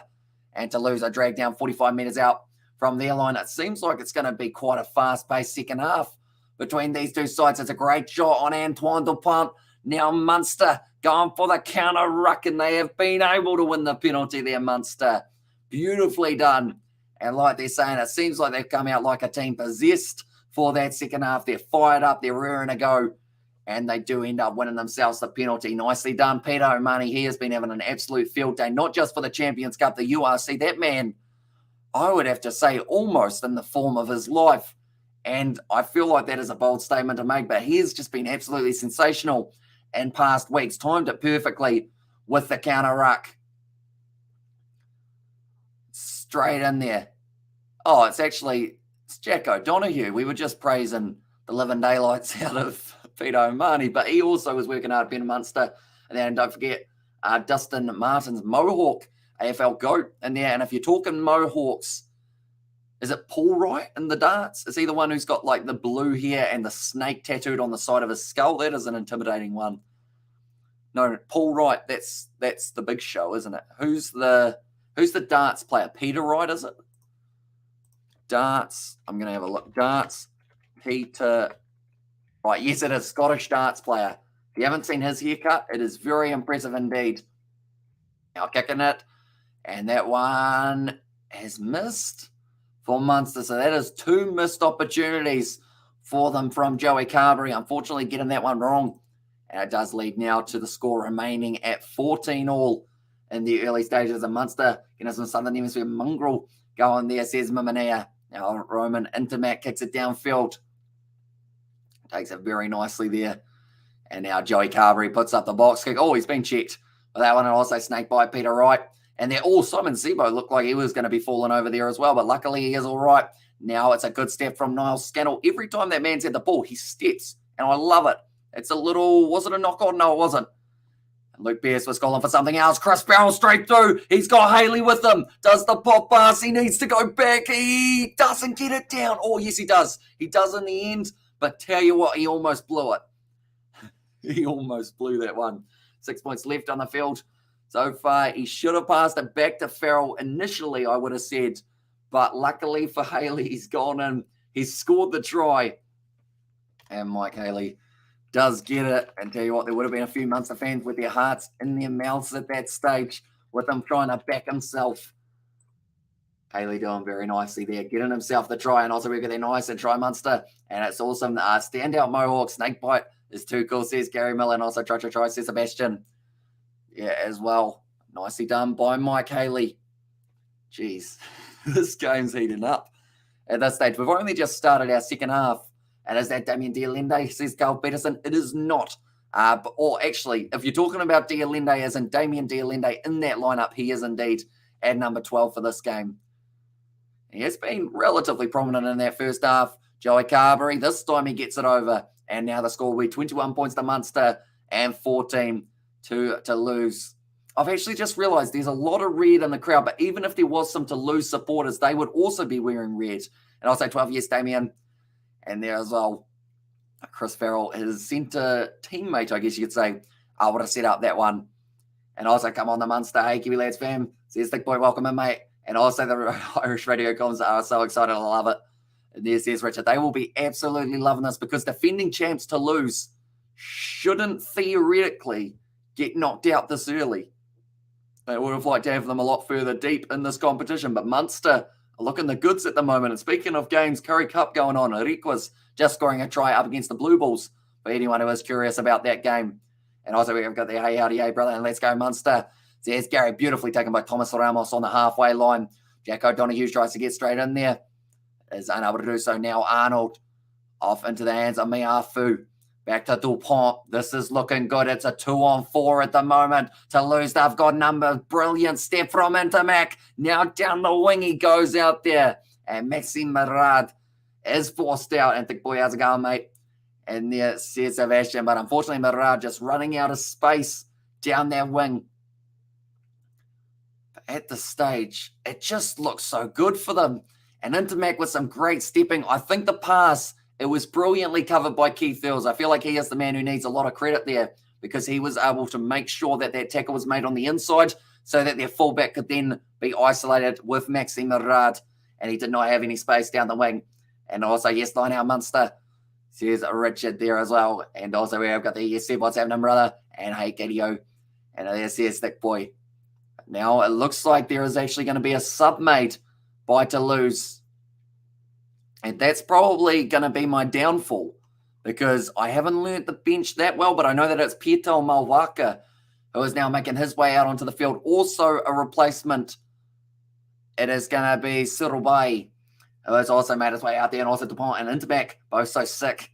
Says Gary, yeah, they're slick, they're sick. They are absolute legends of the French game, and they've got a bright future. Be sure to like the stream, people. It helps the channel a lot. Says Sebastian, you're the man. If you haven't already, be sure to leave a like on this live stream. We will be back for the next game taking place between Leinster and Leicester, and the other side of things, as we will be letting you guys know exactly what is happening in La Rochelle versus Montpellier. For some reason, someone decided that it would be a brilliant idea to have two quarterfinal matches on at the exact same time.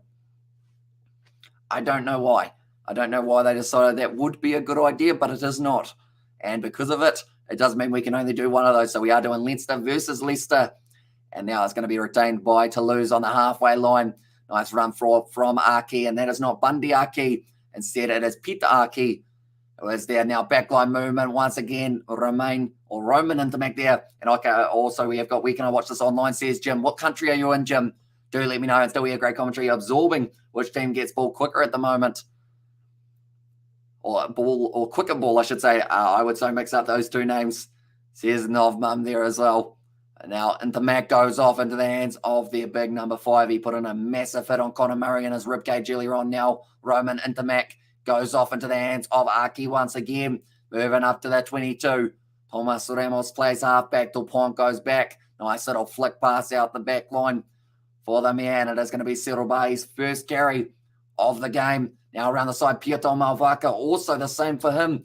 And he was brilliant for France in the Six Nations, scoring a huge amount of tries. And that one, Sirubai, once again around the side. Leicester leads our half. And then Leinster does a usual and crushes them in the second half. It never gets old, says Kerry Milan. Also, we have got there, it's to do with France rules. As far as I know, not suiting those, says Richard. Now around the side, good step made by the try scorer from earlier on the bell. And also this game is a test match vibe. It does. It's a penalty to Munster, and the crowd absolutely love it. And it was Josh Wycherley. He slams the ball into the ground there hard. It almost bounced up and smacked him in the mush. But he's been able to get that turnover penalty there. And I'd have to say, I said in the first 5 minutes, Munster would have the better of it. I'm going to give myself a little tick for that one. I said between 46 and 60 that Toulouse would have more momentum. And also, Jim has got a link. Depending on what country you're in, I believe some of it, I want to say there's a couple countries this is free to air. But I know that it's definitely on Sky here in New Zealand. I'm not too sure what country you're in, though, but it is also on Sky in the UK, and then Canal Plus, I think, is the other option for this one. And also, it's to do with France rules. And also, we have got there as well, I think I missed one earlier on, but it was the one from Sebastian. I think I read that one out about be sure to leave a like. Be sure to leave one. And anyone who is new to the channel, be sure to leave a like and subscribe. Also, check out the Kiwi Lad Sport channel. It is our other channel where we will be posting plenty more videos, not just to do with rugby, but also sport in general, maybe some football on there. I was going to say URC, but that is rugby. UFC, NRL, so a whole heap of other sports that we are going to be covering. Peter O'Mahony is back to his feet. And it looks like, is his night done? No, he's going to continue. Gets a rub on the head from Simon Zebo. They know how important it is to have that man out. And it's on Peacock in the US, as well as Katie Dixon there. And I think the replay, and also it's not free anywhere, unfortunately, really. So nowhere can watch this game for free. I feel like that is not ideal. I know that the highlights will be on the Champions Cup YouTube channel, and just go to a sports bar, Jim. And there says Carl Peterson. I guess that is strategic, although you may have to pay for drinks while you're there, or else they might kick you out, depending on how it goes. Although it depends on who you're going for. If you're going for Munster in an Irish pub and they're winning, surely they wouldn't kick you out. But now, throw here for Scannell. Throws it to the back, nicely taken by Jack O'Donoghue. And now it looks like Toulouse might have got straight in there and got this ball back. It is going to be on their side, or somehow they have almost been able to turn it back over. Somehow Munster. I don't even know how that managed to stay on their side. It was initially on Toulouse's side, and then I think it was a late little roll on the ground that might have ended up with it staying on the Munster side. And now it will be Connor Murray putting up the box kick once again. Damn, Katie, you beat me to it. And there says Gary. It's going to be beautifully taken by LaBelle. And covering the UFC now too. Glad to hear it, says Thick Boy. And yeah, we are hoping to do a few of them. Sadly, probably not the one tomorrow or today, I guess it is, because I will be out for a Mother's Day lunch. And then also I will be doing the Super Rugby game between the Brumbies and the Hurricanes. But other than that, we are all good to go now. It's a nice step. And now big run. So that will be over on the Kiwi Lads Sport channel, though. Just because I would hate to think that we get a copyright strike for something that's not rugby, and then it stops us from being able to do rugby live streams. Like, if we get a copyright strike from rugby, I'm like, okay, at least it's rugby related. But if it was like we got a copyright strike for the Cricket World Cup, even though we weren't showing anything. So that was unfortunate.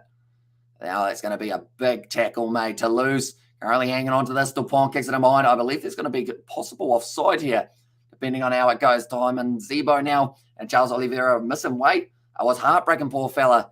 Says Sebastian, there's on Supersport, BC or BBC, Sky Sports, Peacock, Canal Plus. That's all I know, says Carl.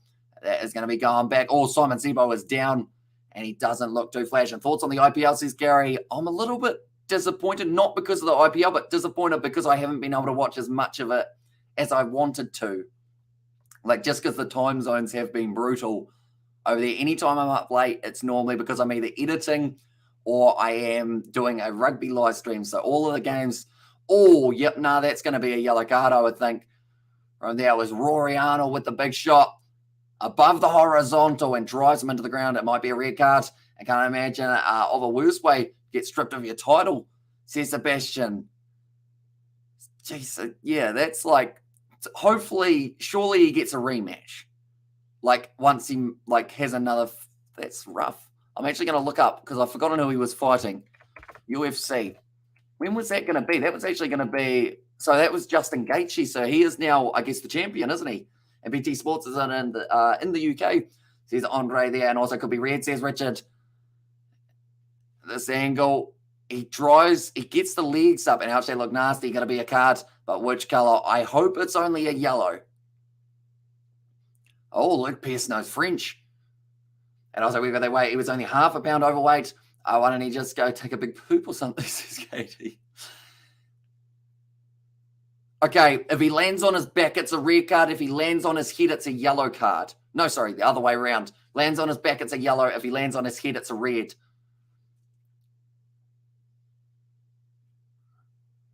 Okay, for me, that's back. So that's a yellow card for Rory Arnold, I would think, rather than a red. And hello, says you see it out there as well. Welcome in. And also, who's winning the European Rugby Championship for you? Oh, okay. It's a tricky one. I think it's going to be Leinster. I'll go with, just because they are in their other game, but they've got to beat the Leicester Tigers first. I think whoever wins that game between Leicester Tigers and Leinster have got a very good chance. And a yellow, says Richard. So it is just a yellow card for Rory Arnold. A little bit lucky in that regard. Like they said, if he landed on his head, he would have ended up with a red because he landed on the back. And now the title is now officially vacant. If Charles wins, the title remains vacant. If Justin wins, he's crowned the new champ. Okay, so it's actually a little bit of the, like, at least he still gets a chance at getting the title, I guess, for Justin Gaethje there. But yeah, Charles Oliveira, if he wins, like, you'd think he'd just try and go out there and get it done as quickly as possible. And they gave him 2 hours to lose the weight. So he's flashing there, and also he went in a sauna for 90 minutes and didn't sweat a drop out. That guy had nothing in him, man. Says Thick Boy, and also we've got there, boy, did he get lucky. That tackle was nasty in Munster, yeah. And there says Connor, also you sound like me, RGB. I seem to be getting it together. People saying Virat Kohli is struggling. I would take Virat struggling any day, says Gary. Now it looks like there's going to be a sub made. Once again, a unit of an individual. It is Ainiu who is coming on. And also that could have been a bad card for us, says Yvette. And yeah, a red card, I believe in the Champions Cup, would still be a full, like, rest of the game off. Whereas in Super Rugby, it's only a 20-minute red card. And I think that's why we've seen so many cards in Super Rugby recently, because you hardly get punished at 20 minutes. It's just double the yellow, and then you're back out there with someone else on your side. Now, Munster have made a change as well. It is going to be Ryan coming out there, John Ryan, as a replacement for me. It's such a dodgy way. And I think they put one over Charles. I don't know why. Says Sebastian, that's gone straight into the hands of Toulouse, but it is going back for the penalty advantage. And that'll do. For Munster, Piotr Malvaka was offside. And now it is going to be Munster from about 45 out. They've got a 7-point lead, 3-game ban also, says Richard there. And also, he could have shaved his head. Or does he have here, says Katie. I don't think it would have made, unfortunately, enough difference for him in that one. But, yeah, hopefully, I mean, that's the thing. Now it's the question of, do you want to see Gaethje win it for the sake of having a champion?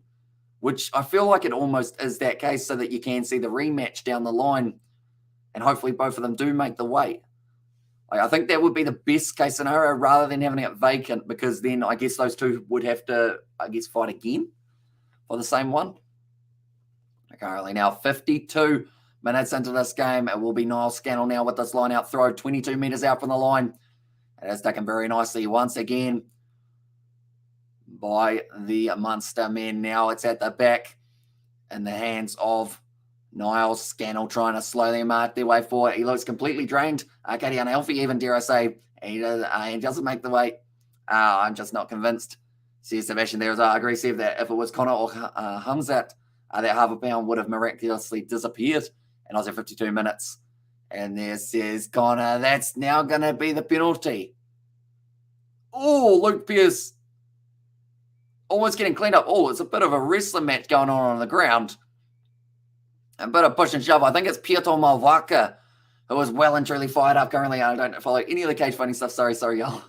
So it's Katie, and also we've got there 52 minutes. And I feel like this is a math problem that we have to solve. Here's Katie.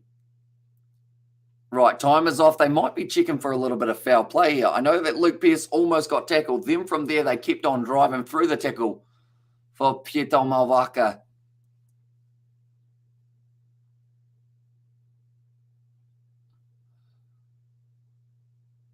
Okay, so Peter Omani asked whether or not it was a late tackle. Luke Pearce said that he felt like he was pulling him down. Malvaka got straight on the ball. Then from there, I think he ended up going for Conor Murray. He did end up blocking him, and then he grabbed him by the legs. And then Conor Murray slightly dragged him down and then was holding him down in the process of our cutting weight. Is brutal. And there says Fletcher, and also we've got about 20 minutes in Super Rugby. You can score a lot of tries in 20 minutes. Think about the Crusaders and the Blues having a man advantage for 20 minutes, says Gary.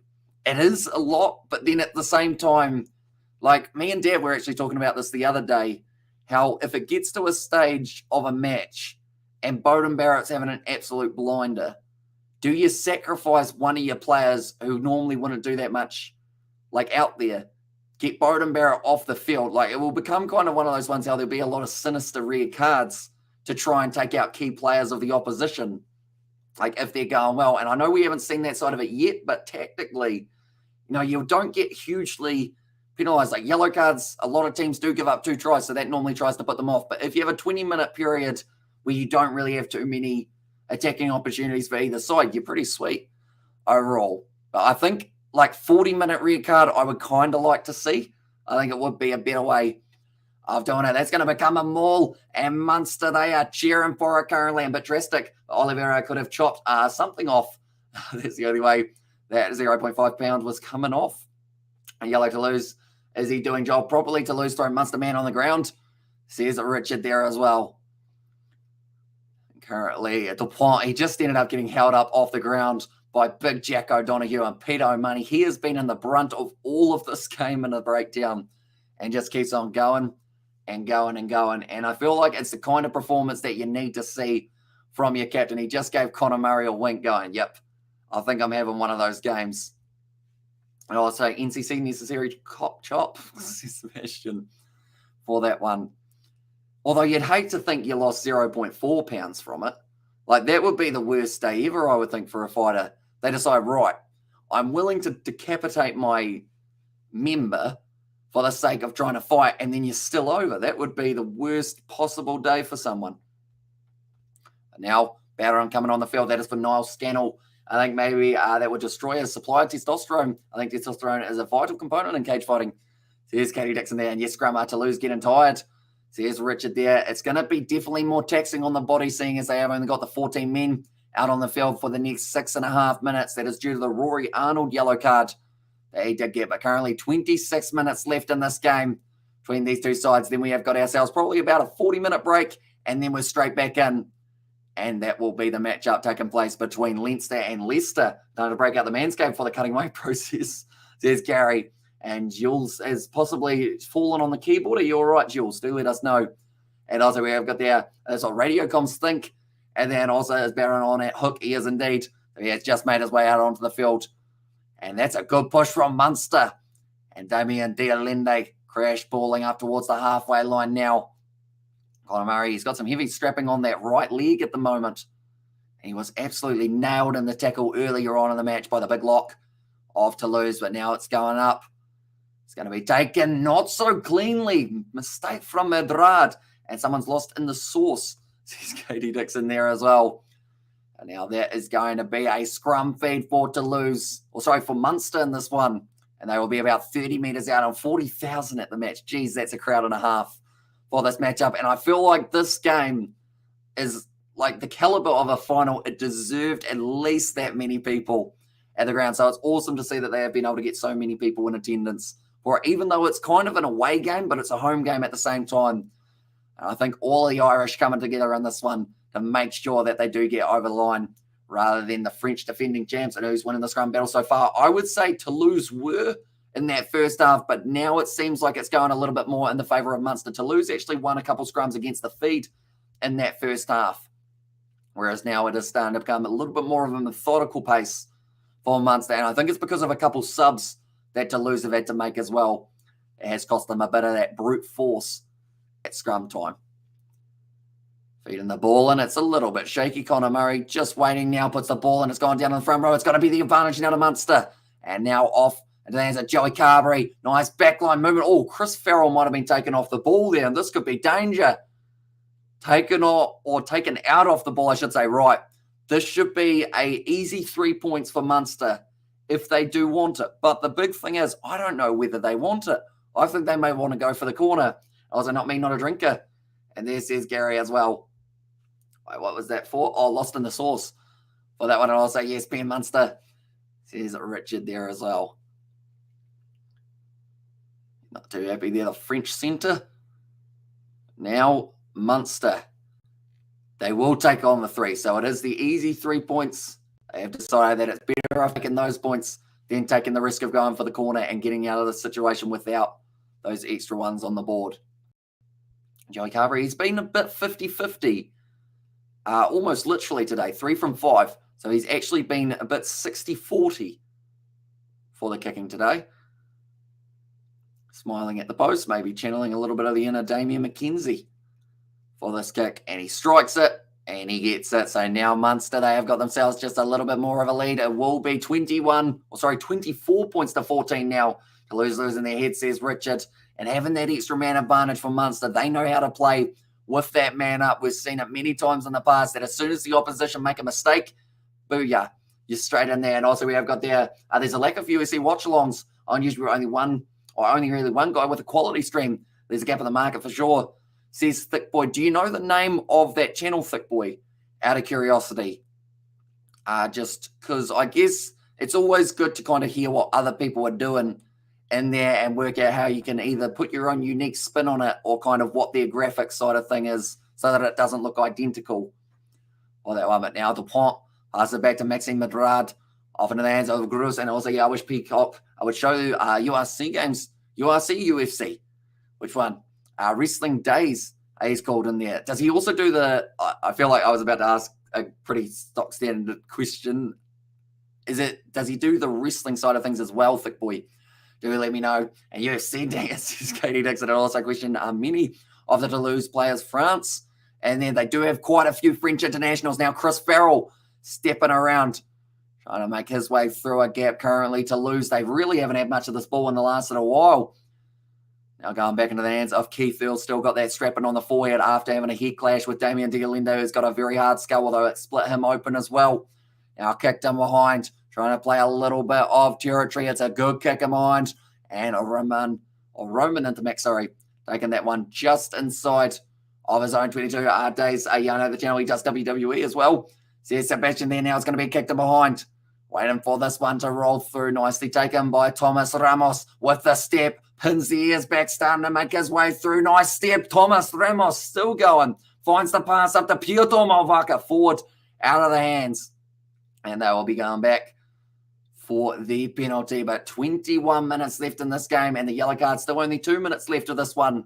So more than likely, Rory Arnold will be back on once we do have another stoppage in play. But Thomas Ramos, he set up for the kick, and then he just decided to back himself straight through the gap. Was able to find gap after gap after gap. Good tackle from Conor Murray. And Piotr Malvaka, unfortunately, that ball just popped free in the contact from Jack Donoghue, or O'Donoghue, I should say. That's a man who we haven't seen much. Forsake. At number 13, we've hardly seen him. 6 players on average, says Yvette there. And there's not much time left. And also we have got there, that's not good news for French scrum Munster. And there's Richard, but Craig Casey now making his way out onto the field for Munster, replacing Conor Murray, who has done his job. And you're seeing that he gets anywhere from 3K to 100K watching lives, depending on the event. Tonight with the bill will be a big one. It's a set card, says Thick Boy there as well. Yeah, there's a lot of good fights. I mean, when Cowboy Cerrone is opening your card, that's how you know it's a good one. I'm also going to have a look at who else is on that card. Michael Chandler and Tony Ferguson. That's going to be a weird matchup that I'm very excited to see. Rose Namajunas and also Carla Esparza. That is going to be the women's strawweight one. And then also you've got Rua versus St. Preux. Pretty good card. Even the prelims, I feel like it will be massive. And also I'm watching the rugby. So here's Connor there as well. Craig Casey is about to throw this one. And of course, it does actually overlap with the games that are taking place for the Brumbies and the Hurricanes. Hurricanes versus Fiji and Drua will be overlapping. And also we have got there Cyril Juju Malvaka and there Cruz Geelong, Tutu and Intmac. And there says Yvette. Toto. Who is Toto? I feel like, is that Dupont? I assume it is. Maybe. I'd have to assume he's the only name that I don't see in Ben Munster. And then Toulouse have had a bad drink at halftime. They scored nothing, says Richard. And yeah, the only thing that they scored for themselves was their yellow card. Another penalty in favour of Munster with only now 19 minutes left on the clock. It's all using up time. And they have got the ball in hand. And it will be now Barron who's about to throw this ball in. Looks like they're just making sure that they've got it all worked out. Jeremy Lauman. And what the call is. They've still got some big players out there. And Peter O'Mahony is one of them, although it's just gone over his head. Now Piotr Malvaka with a nice step. Using all of that physicality that he brings to the French kit. Now Cyril Bay doing the same. Gets an extra 5 meters or so. Now the Pont passes back across Toulouse. They just need to find themselves some position at this stage. Now the Pont This is a back once again, Roman Intermac. I keep on calling him Romain. And yes, we call it Dupont Toto. And there, okay, may I know what Toto stands for? Is it something to do with like being very good? I would have to assume so, because Antoine Dupont is absolutely phenomenal. Now going forward, Serubai. It's forced backward. This might be a shoulder injury for one of the Munster men. It looks like he's not too comfortable. It's so cute. And where did he get that nickname? He's so cute. And there says KG. Now it's going up high, taken nicely by Joey Carberry. They've still got the man advantage until there is a stoppage in play, so they really need to make the most of it. Carberry finds the offload. Farrell drops it. Now Midrad gets it up. Pietro Malvaca moves up to the 25 out. And it is now going to be once again in the hands of Toulouse, trying to go short side. Didn't look like it was quite opening up for Maxime Midrad. Now only about 5 meters out. No, that's a lie. 5 meters inside of the 22. Midrad goes back. Now after Cyril Bay just tries to go straight over the top of the try scorer from earlier on. And in the number 7 jersey now off to number 13, the man who I said we haven't hardly seen, Fusek. Now back across to Dupont. It doesn't look like it's quite opening up. He's going to have to make something out of nothing here. And also we've got that William Sivet is a VB and Antoine equals Toto. Is that like Toto from Wizard of Oz, says Katie Dixon. And also we've got some good French fighters in Bellator last night. MMA has been legal in France. Has only been legal in France since 2020. So yeah, very new to the competition. At the moment, Peter O'Mahony's getting held down. So they are trying to make it 14 on 14 for just a little bit of time. Now, going to be back across to Ramos. Now getting closer and closer to the line. They are working hard. And also we have got Titi. There is a pattern. Says it was there from Yvette. Now 3 meters out to lose. They do have to release it. It's still available. Up to 10 phases now to point off the Sirubai. Great low tackle on him by Joey Carberry, who is able to break his way through. Munster turn it over, and it's none other than Peter O'Mahony. The crowd absolutely are up for that one. And Craig Casey looks like he is going to be getting someone back in the pocket, or he might be going for a kick himself. In fact, he's just slapped the big man on the back and said, "Oi, get back there, because we're going to have to create the angle a little bit." But now Lauman, it might backfire though. No, they do have to get out of that breakdown. Peter O'Mahony, he stayed down for a little bit longer. That man is made of pure just grit and heart, because he's got back up at a time when no one thought he would. And also we got there in the chat as well. Toto was the dog in the Wizard of Oz, says Gary. But Peter O'Mahony, he's gone back down. He's got a sore shoulder. He's just continuing to just keep on going. He got his hands on the ball, wouldn't let it go. And then he was hit hard in the shoulder, which I believe is what did the damage for Roman Intermac at 63 minutes on the clock. And there as well, Peter O'Mahony here staying down. But Munster will now be back to an even playing field. 15 on 15. The man returning from the bin for Toulouse, Rory Arnold, now be back out there. But Munster have won 13 turnovers in this game compared to the 5 of Toulouse. That is the difference in this game. Turnovers in the breakdown. O'Mahony just, he drops to his knees. That man is exhausted. He's in pain. But he'd be in a lot more pain if they weren't able to get themselves a win here in Munster. So that is the only goal that he's got in mind at the moment. Also, how does the poll stand? Says Eric. One moment. I will quickly pull that one up.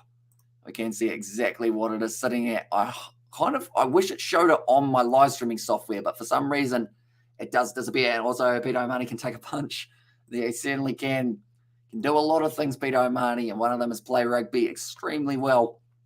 And that man is tired at this stage. Telefor making his way out onto the field. Jermaine also coming out there. So the poll currently is Munster as 74% likely to be able to win this game compared to to lose 26. That's actually probably not a mile off the way that it actually sits at the moment. And O'Mahony putting in the hard yards, yo. There's Mimania. Yeah, he just doesn't give up, does he? He just keeps on going, Peter O'Mahony. He himself has probably won about 3 or 4 in the breakdown. He's getting taken off the field, but you can't do anything but applaud that man's efforts out there on the park. He has put Munster in a position to be able to go on and win this game, and the crowd are absolutely showing their appreciation for him. Pietro Malvaca about to have this throw for Toulouse. Go Munster, says Spock there. And at the chat as well. Now thrown in, taken nicely at the front by, I believe it was Rory Arnold, the man who's just come back out onto the field now. And Toulouse are marching. Peter Malwaka at the back. Jack O'Donoghue trying to shut it down. I believe they will consider that as stuck in there, and it becomes as the ball available for Toulouse just. And that one, and also he's great at gardening apparently. Aisha on the match says, Aisling, unfortunately, due to copyright, I am sadly unable to do so, or else they do take our channel straight down. But I can recommend the Champions Cup YouTube channel. You will be able to see the highlights of this fixture straight after it is finished. So I highly recommend checking out that. You will be able to see all of the quarterfinal matches and also the Challenge Cup games as well. Now out wide into the hands of Aki. He's dragged down by Simon Zebo. Looks like they are going to be trying to use this backline once again. And it seems like they actually did take off Dupont, which is a massive call to have it stolen in the ground once again. And I believe it was Jason Jenkins that time who was able to get it for Munster. And I need to borrow him afterwards then. Does he does a bit of gardening, does he? I'll trust him with my Kenja crops. And there's Sebastian also. I believe it says Katie Dixon. And also we have got Toulouse according to the bowl. And also I'd let Peter O'Mahony babysit my kids if I had any. So there's Katie Dixon there as well. Craig Casey now kicks it downfield. It's a great spiral kick. Brilliant kick downfield. And Munster have come alive in this second half. They seem like they've just managed to find another gear. And Toulouse, they did have that man disadvantage, which was massive for them. But they were close. Once again, they've been within 10 metres of the line about 7 or so times when Munster have either turned it over or got themselves the penalty. And that sounds like quite an exaggeration. It might be. It's probably like 5. But it's still a huge number, more than we normally see from any side on defence. And the Munster crowd at the Aviva are certainly letting their home fans or their home crowd know about it. Peter O'Mahony, he's got the ice on the shoulder. He is going to be saw. Are you doing the next match? I certainly am, Connor. That will be the matchup between Leinster and Leicester. We will be doing that matchup alongside telling you guys what a silky bit of skill that was. And Toulouse score. LaBelle gets it. And that will be them back in the match now. And LaBelle does it. This was a brilliant ball. I think it was Piotr Malwaka.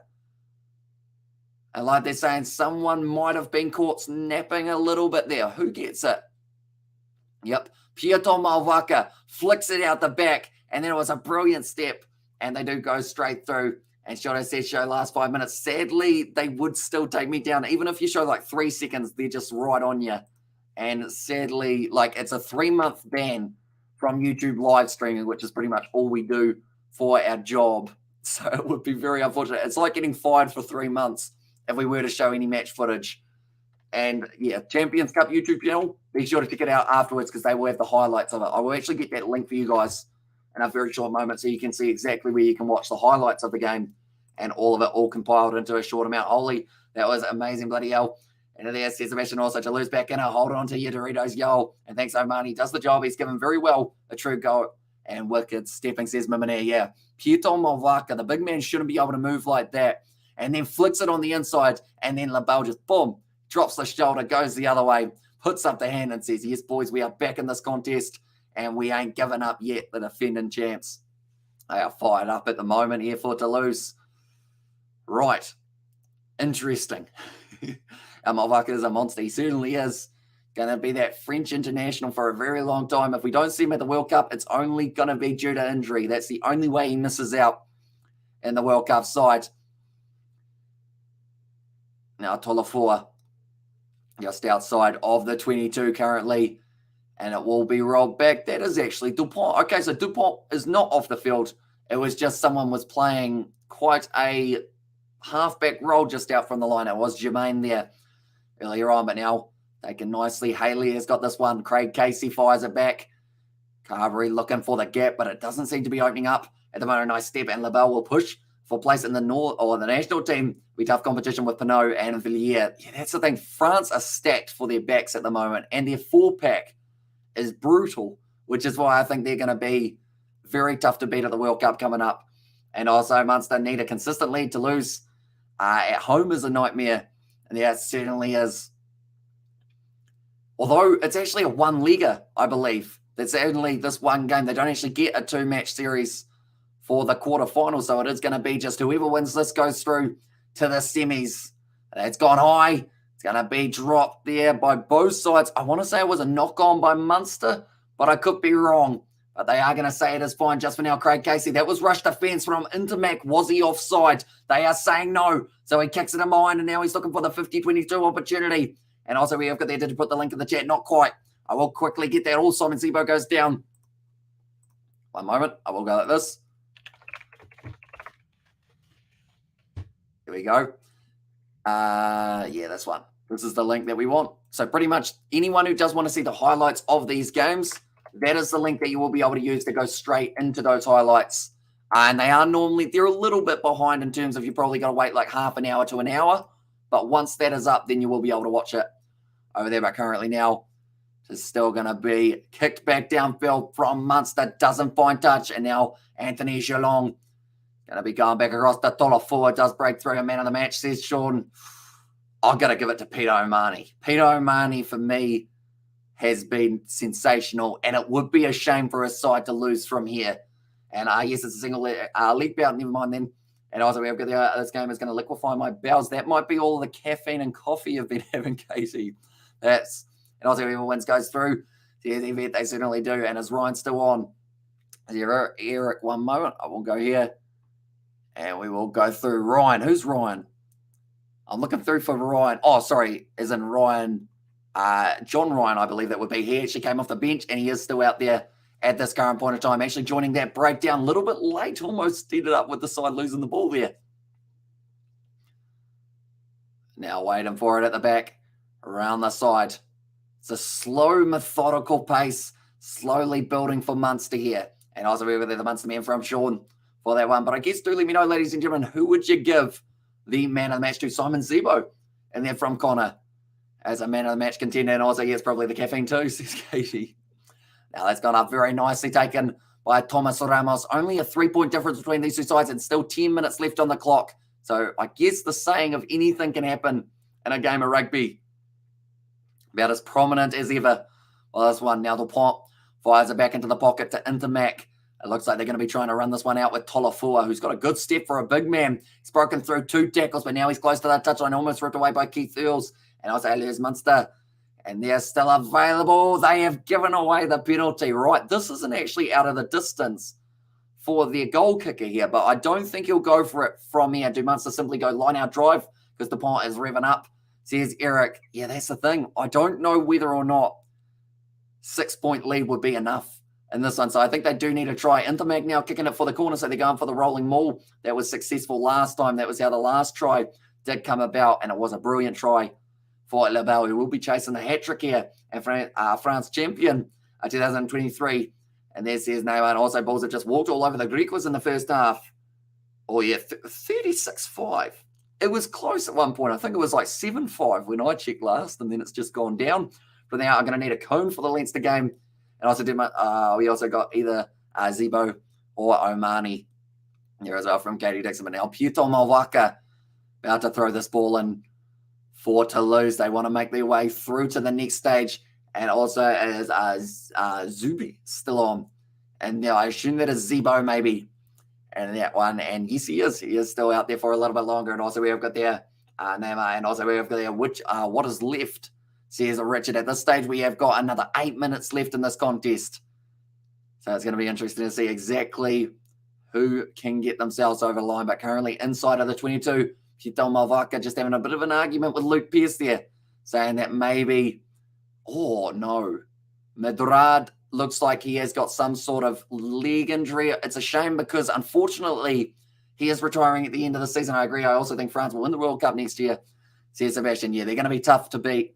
And New Zealand get to meet it firsthand as the very first game of the World Cup. It's not going to be easy, but that game's only about 800 days away or something along those lines, which should be extremely awesome. I'm actually going to check the exact amount of days. I could probably tell you the hours, but that would be a lot to remember at this stage. But at some stage soon, once we get to 2023, I'm counting down the hours till the World Cup, just because it is going to be absolutely awesome at the moment. The Challenge Cup, the next game is going to be Lyon taking on Glasgow, I think it is, and the Challenge Cup. But now they are making a change here, late change, and it is now going to be, I believe, Ben Healy coming out, and this is a tough time to come out onto the field. We are so close in the past, or we've been so close in the past. This team is special, says Yvette. They certainly are. And anyone who is new, we are going to be live for all of the World Cup, doing every single match. Also, the rest of the Champions Cup, we're going to be covering as many games as we can.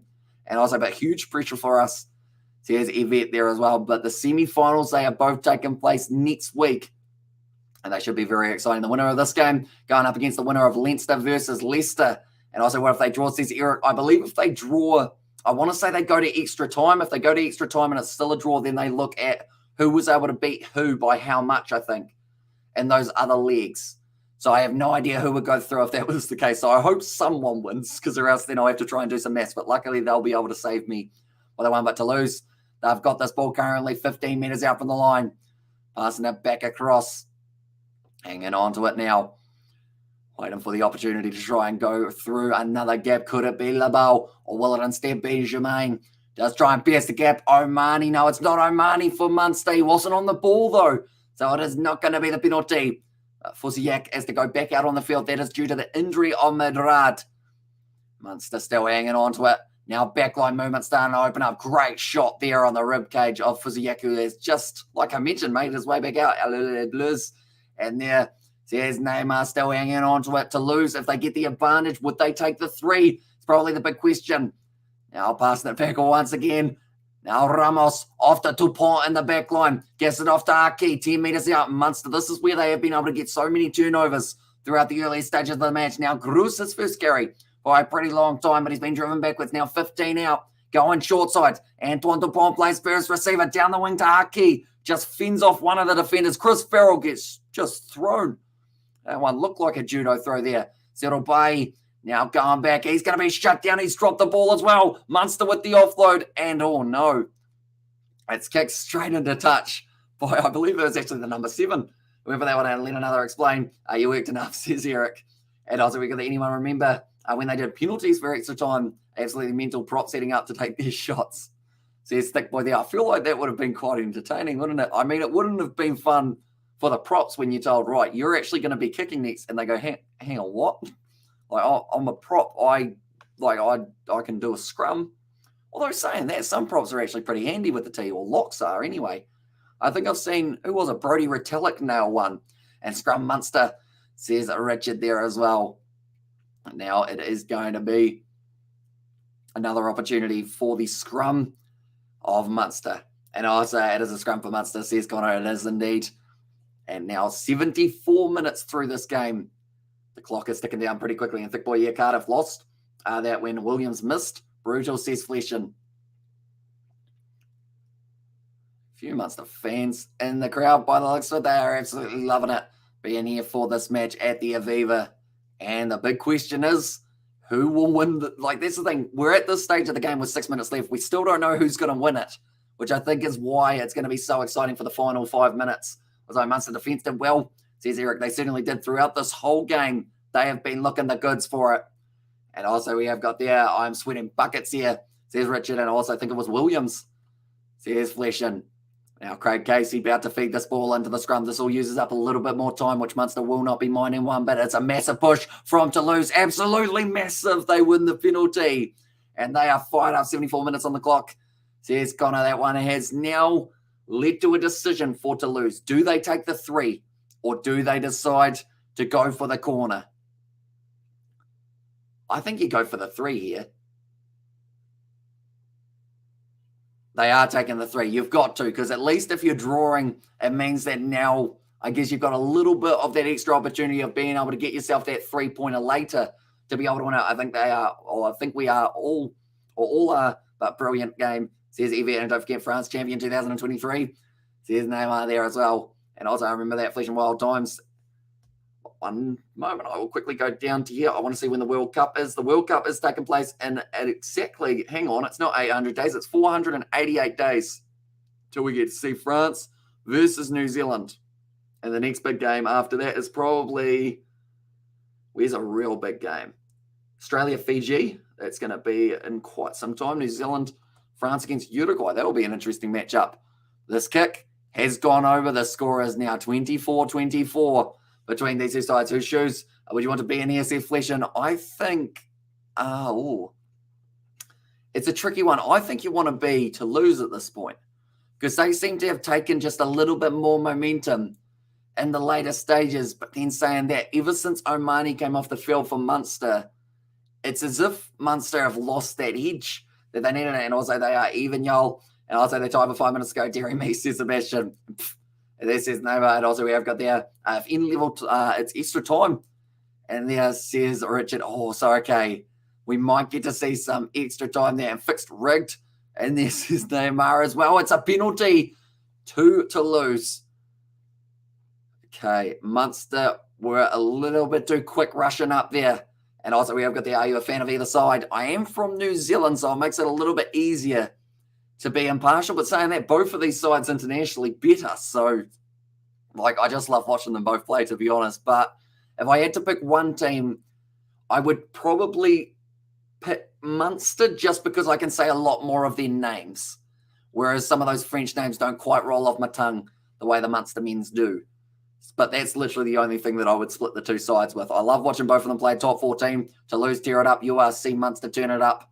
And now currently 3 minutes left. Who will be able to get those final points? And, oh, God. Oh, no. No extra time, please, says Katie Dixon. If it goes to extra time, this is going to be a rough one. That is for sure. Who's winning the next game, says Jack. I think Leinster are going to take it. Even though they're away from home, I accidentally set them as home. So I think they will be able to win. Oh, but Leicester, good at the moment, aren't they? So it's going to be a close game, but I think Leinster will take it in the second half. Now, Pito Malvaka does continue to carry forward. If there is a penalty advantage against Munster at any stage here, Toulouse might be able to put the icing on the cake. Continuing to drive forward. Now, but I should mention that there is actually going to be La Rochelle versus Montpellier taking place at the exact same time. And we will be telling you guys exactly what the scores are in both games, but doing the commentary for Leinster versus Leicester. And also, I will help you with some French pronunciation. And there says Yvette. So, yeah, I feel like that's the thing. By the time we get to the semi-final, I would like to think that's a great... No, it's not a good kick. It's gone dead from Dupont. Just got it slightly wrong there. A rare mistake from Dupont. Oh, wait a minute. It got a deflection.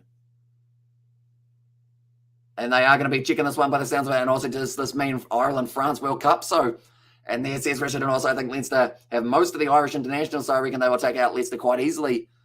There's Connor there as well. Okay.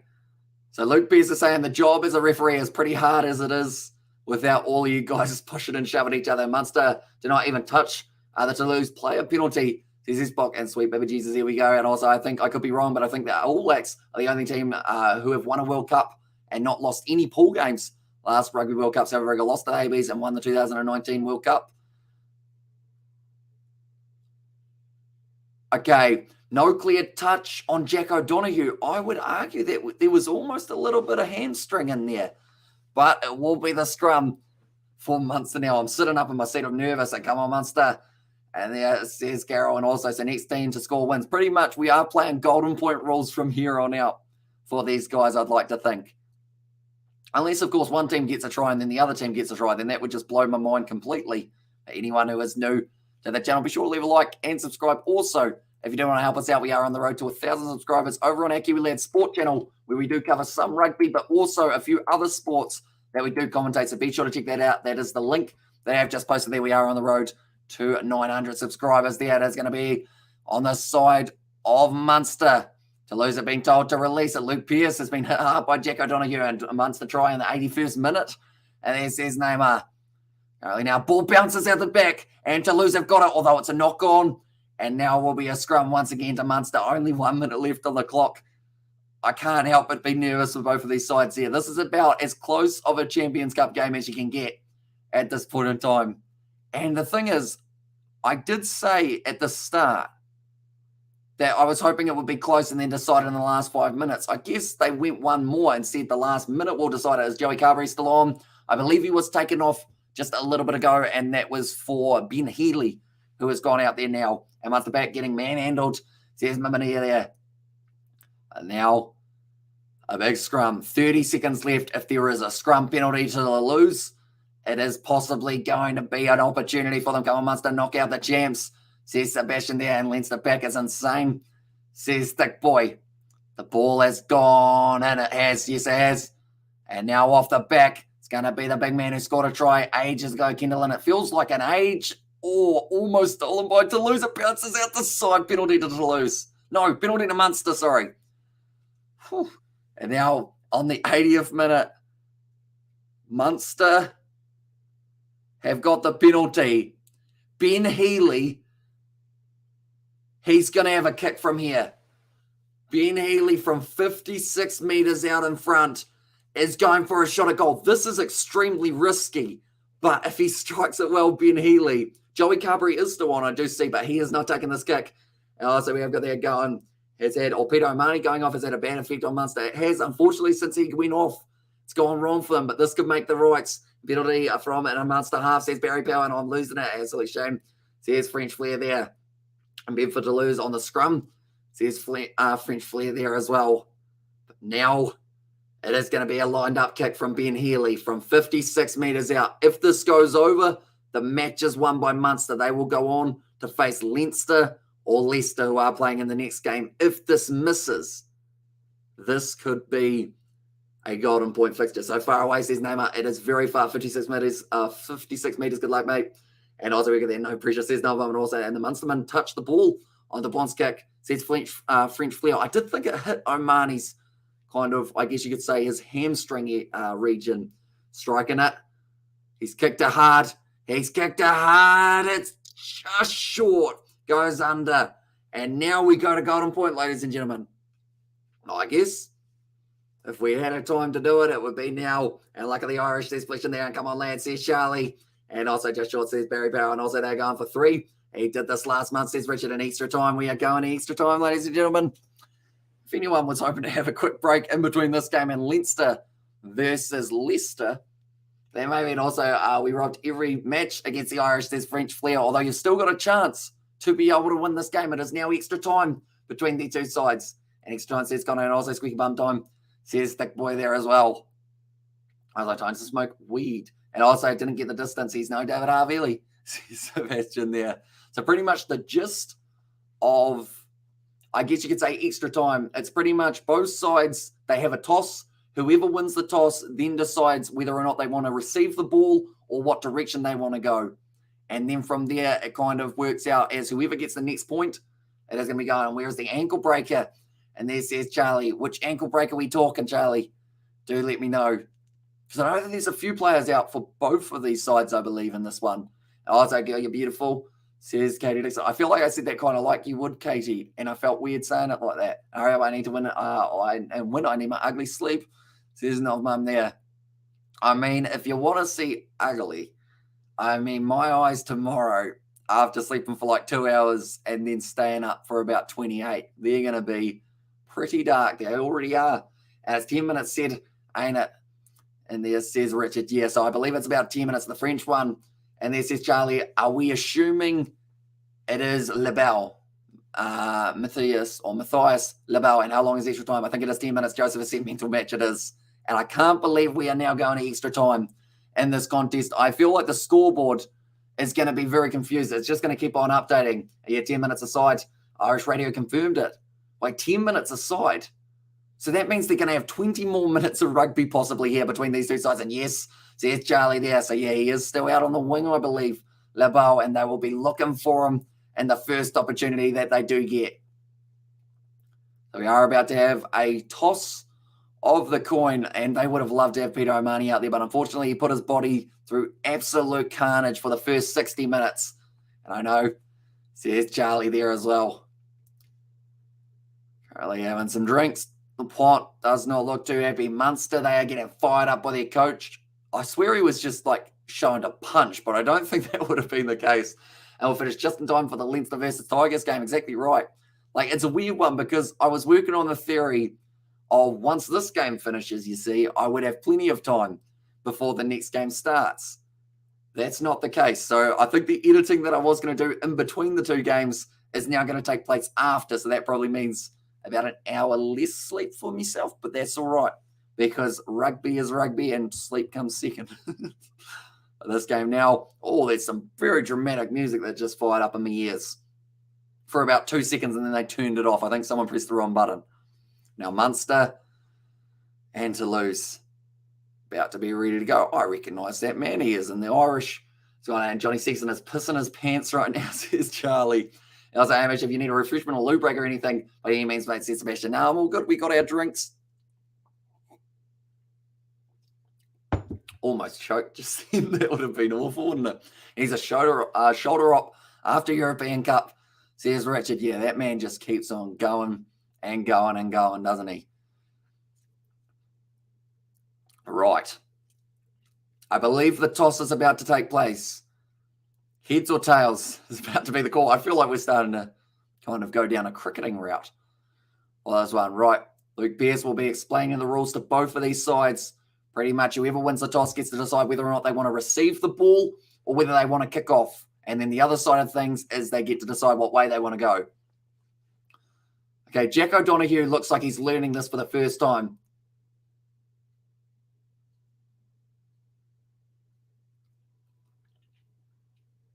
Okay.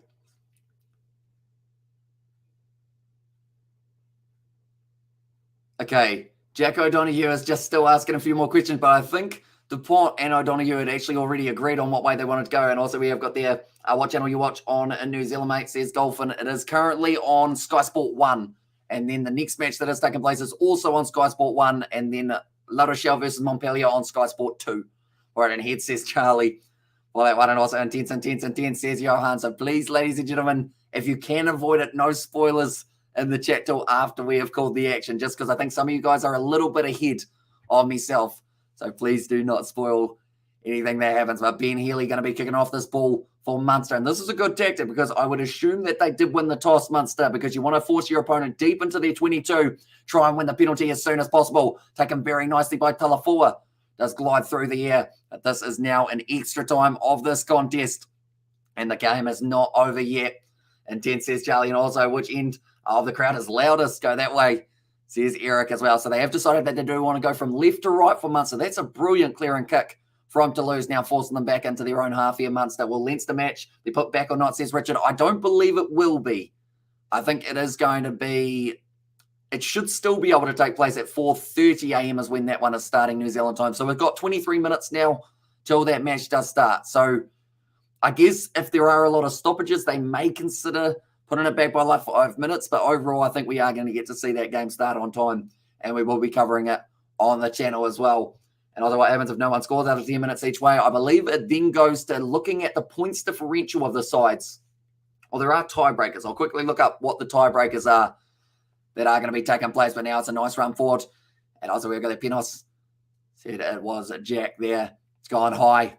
Up in the air, waiting for it to come down. It's going to be, is it knocked on? It's going to be nicely grabbed. No, Munster unable to hang on to it. Looked like a little knock on the ground there, but Toulouse have got this ball now. Now waiting to fire it back into the pocket. DuPont almost charged down for his kick. He has got some good distance on it, and also will the next match be delayed? It should not be. I think they will be able to keep on going at the same rate that we have got for those matches. Montpellier versus La Rochelle, I believe, is just about to kick off as well as the other match that is starting at 4:30. Brilliant kick from Ramos. Going to be knocked backwards by Keith Earls. Could be goal kicks.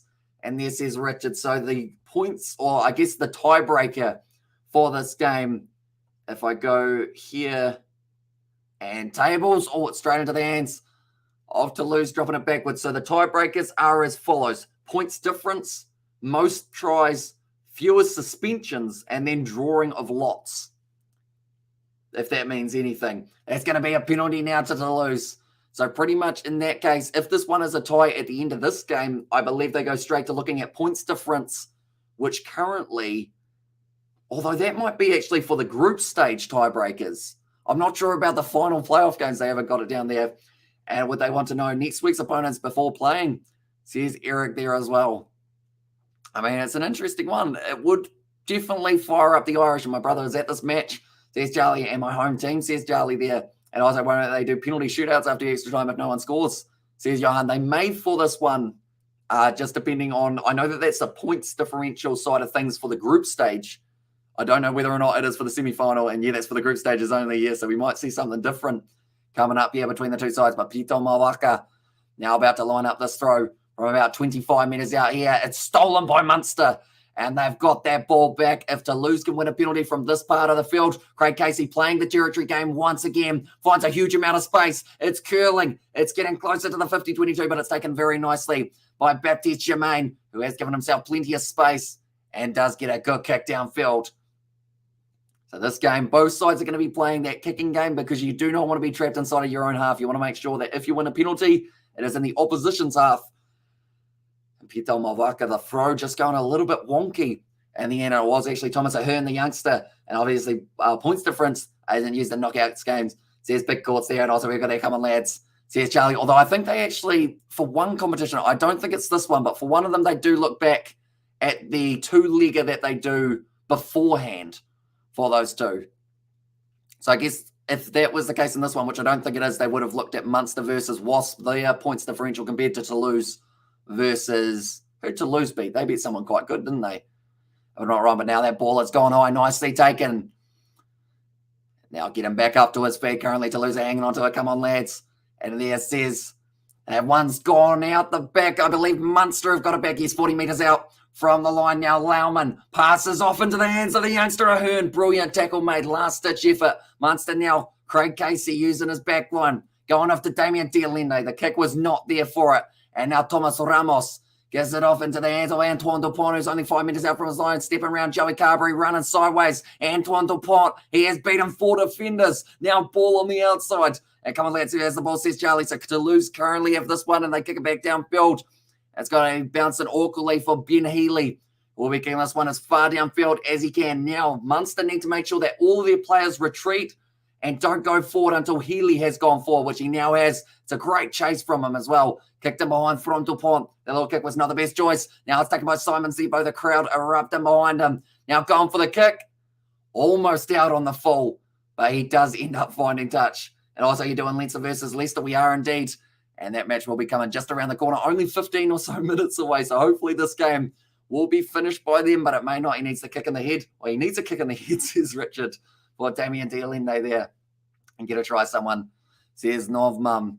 But that's the big thing. To kick it when you are on hot attack with men on the outside, and it was covered. Like they're saying, it was a 3-on-2, but Damien Dialende decided that he wanted to go for the grubber in behind, which wasn't the best option. And Chris Farrell, straight away when he did it, he knew that that was the opportunity blown, and something is wrong with our sports station. So I'm now only watching here on the channel. It's going to be kicked downfield from Toulouse. Taken nicely by Simon Zebo. Fires it back into the hands of, it is back to Craig Casey. No, in fact, that is actually Joey Carberry back down the middle of the field. That's going to be taken nicely by Thomas Ramos. Kicks it in behind with 6 minutes into this first half of extra time there. And also will glue the ball to his hand. That looks like Simon Zebo has been able to take the mark, but he's hobbling terribly at the moment. It doesn't look like he's going to be able to go for another 14 minutes if this game goes that deep. And like they're saying, they don't know whether or not Simon Zebo has actually got the opportunity to kick this one into touch. He's really struggling. He's hurt the calf badly. And also, has any live streams to watch the match, says Kate. Unfortunately, no real free options, sadly. But the Champions Cup YouTube channel, that will be the best option for you to be able to see the highlights of this game after they are kind of finished with it. Me too, switched over here soon. As Supersport dropped the ball, says Imaginary Friend. I feel like this is the worst possible time for them to lose coverage of a game when it's an extra time of a quarterfinal matchup. The kicker has to kick the ball into the post, and everyone else tries to run to the line for the other team tackles him.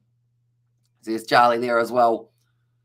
But now it will be Pito Malvaka. 7 minutes into this first half of extra time. I can't believe how long this game's going. We're up to 87 minutes now. It's on the halfway line for Toulouse. They've got a couple guys who can kick long kicks, such as Thomas Ramos, also Roman Intermac, sorry. He's got a good option as well. Go through the tries again, Amish. Says Eric for that one. We will go through them in a very short moment. At this stage, I believe going across the bottom of the screen, you can see Kindleton, Earls, and also Haley was able to get the 3 tries for Munster, and then Intermac and LaBelle was able to get himself the 2 in the latest, or kind of in the early and the late stages of this game. And also, I have one question: who will win in Sale or Bandon? And there's else says Charlie, no idea. Sorry, I'm not too sure who either of those 2 people are. So I can't really help you out too much. Now, Thomas Ramos, 40 metres out from the line for Munster, going in for the turnover, unable to do so. And still, these 2 sides play. Neither side giving up, neither side wanting to back down. Now going for the kick of mine, going for territory for Dupont. Great kick. Brilliant kick. 10 metres out from the line. And there it says it was Charlie. And also we have got their way. Are they giving Toulouse lineouts? their brain frozen, says Richard there. That's nicely done. They're kicking behind 10 metres out from their own line now. They've got a minute and a half that they do have to survive here, Munster, inside of their own 22. They are ready to go. And also, yes, our sports channel are sorted.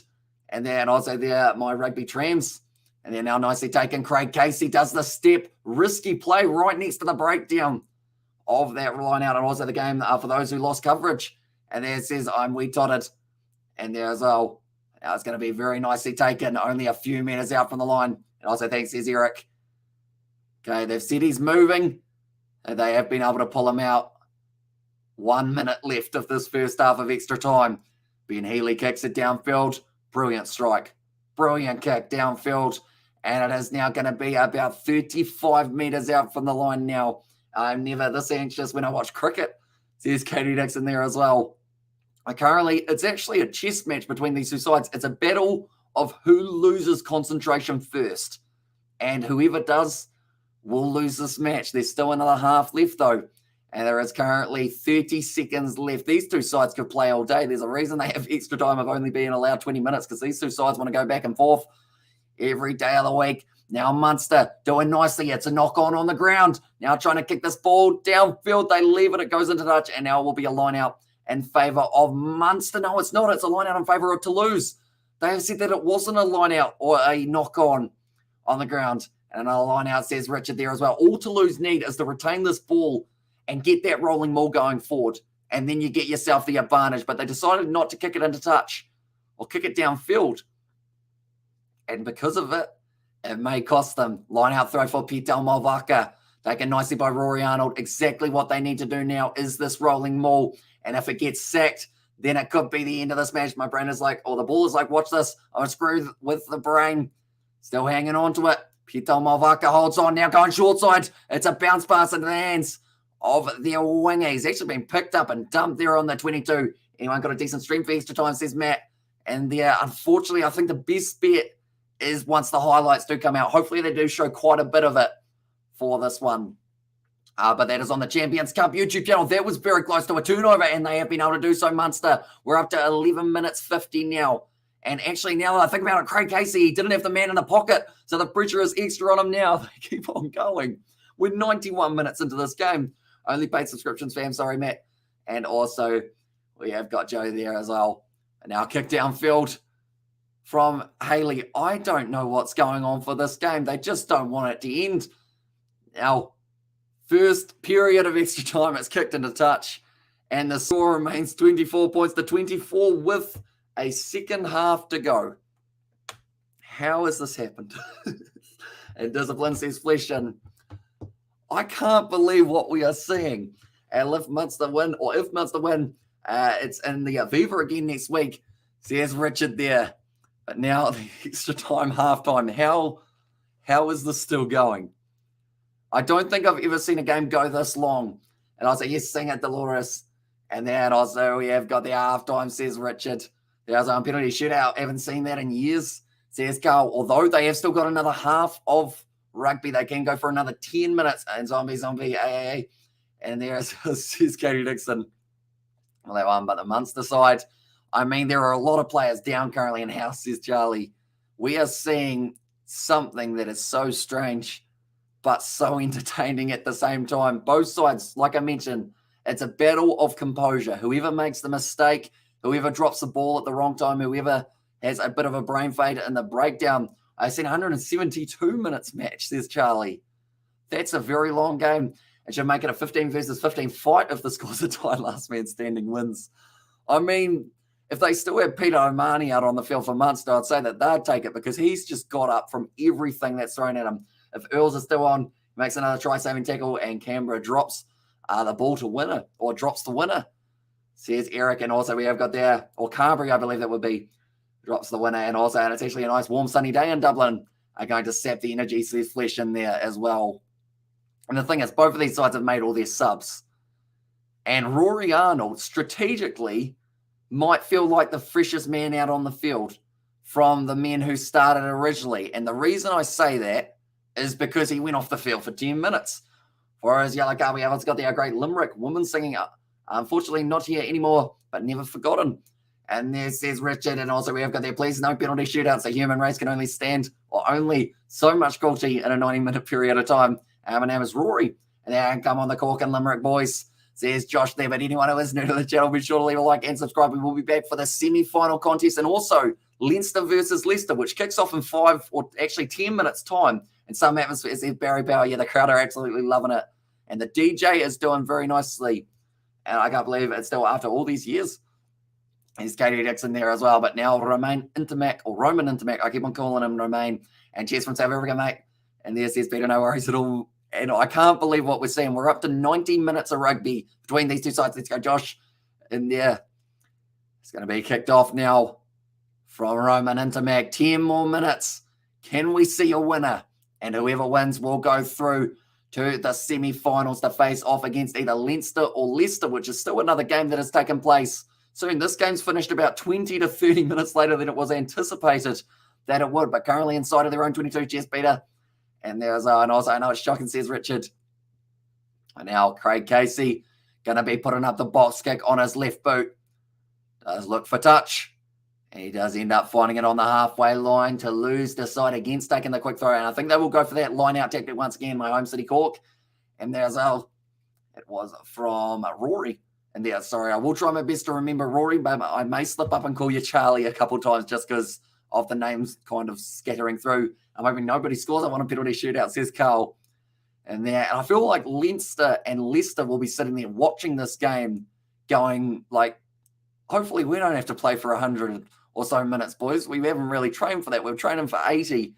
So hope for the best. And also we have got there, here, come on the boys. There's Josh. And also we have got there, that's the beauty of the European Cup. Tis indeed. You never know what's going to happen. Munster straight on the ball. Do they win the penalty? Yes, they do. Munster get it. Right. This is another opportunity for Ben Haley if he wants it. Or in fact, sorry, it's actually Ben Healy. Does he want it? Or does he not? It's very tricky. Oh, I don't know. They're kicking for the corner by the looks of it here. Yep, this time they have decided up against going for the posts. And also their Cork versus Kerry tonight, 6 p.m. And Supersport mistakenly switched to the Leinster game, says Carl. I'll tell you what, they will have people outraged at this point in time. It's gone into touch. And I just really hope that Sky in New Zealand, seeing as it's a late night game, hopefully they still have people up watching these games and knowing that it's going to keep on going. What is going on? It's going to be interesting to see the Safa teams in this comp. Exactly right. And next year we will get to see it for the Champions Cup 2023, I believe it will be, or 2023/22, I believe will be the combo. But now it is going to be Barron with the line-out throw. And also we have got their win line-out pass 10 drop kick. First of all, though, maybe rolling maul wouldn't be a terrible idea for Munster, as that does give you that penalty advantage if they get it right. And I think that is exactly what they're going to be trying to do here. Trying to roll it back. They are trying to heave it forward. It looks like Craig Casey is going to be going back. And also we have the Connacht will win. What happens if this level at full time of extra time? We still are working it out. Someone said that it could be a goal kicking contest or something along those lines. Craig Casey, short ball off to Jack O'Donoghue. Driven backwards. And the tackle, they are right in a perfect position to go for the drop kick if they want it. But I think Munster, that might have been a knock on the ground. Craig Casey, that one has gone backwards. They have said, so it is still going to be available for them. Now back into the pocket. The drop kick attempt from Haley. He's missed. But it's going back for the initial knock on. Oh. Okay, Munster now going to have the line out. If you read this message out loud, you will win the World Cup.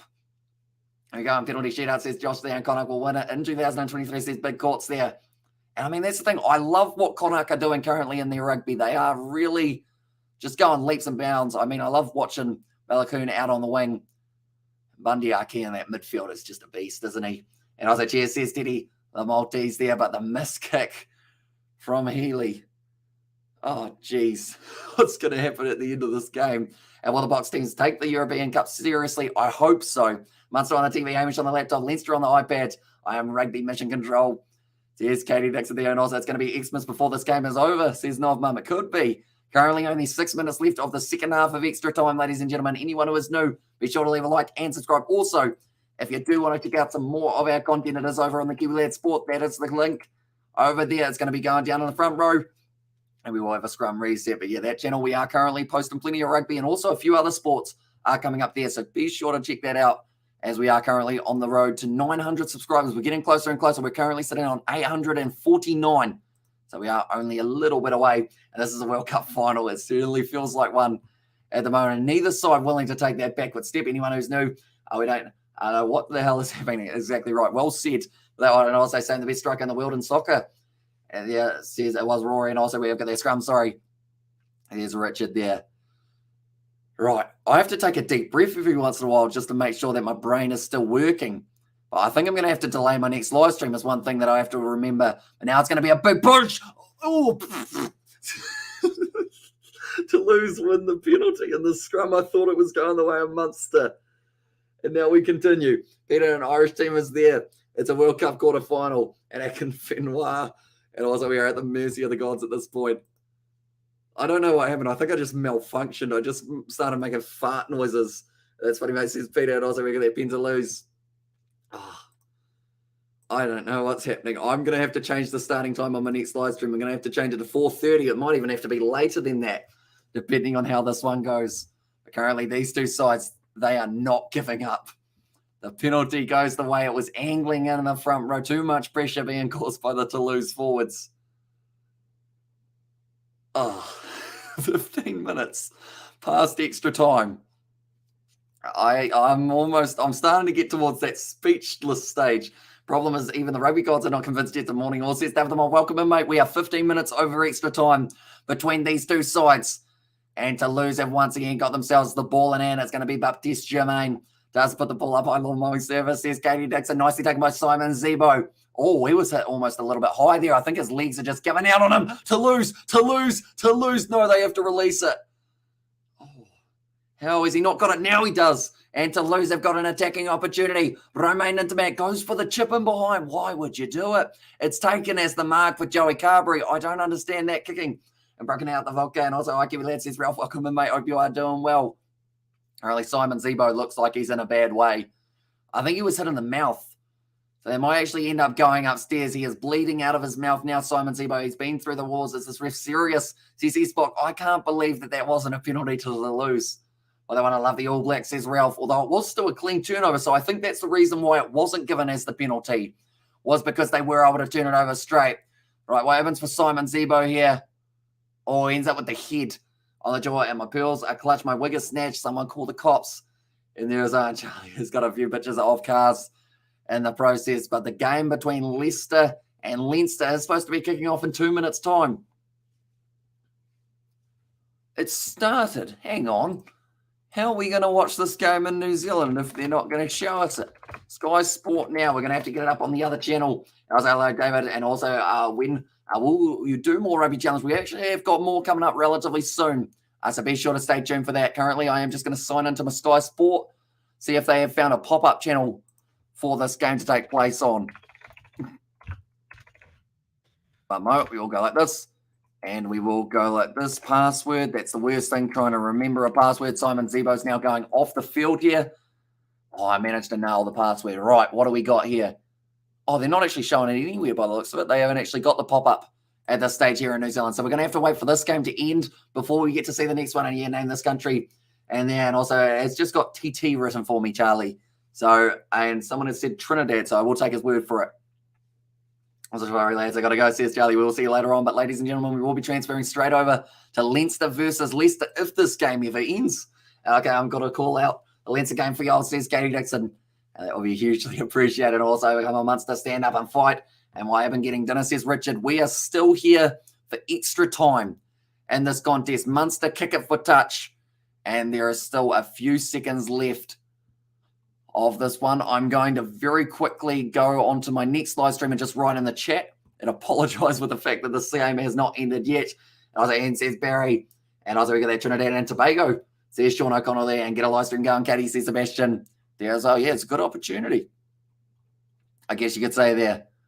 Currently, we're going to go back.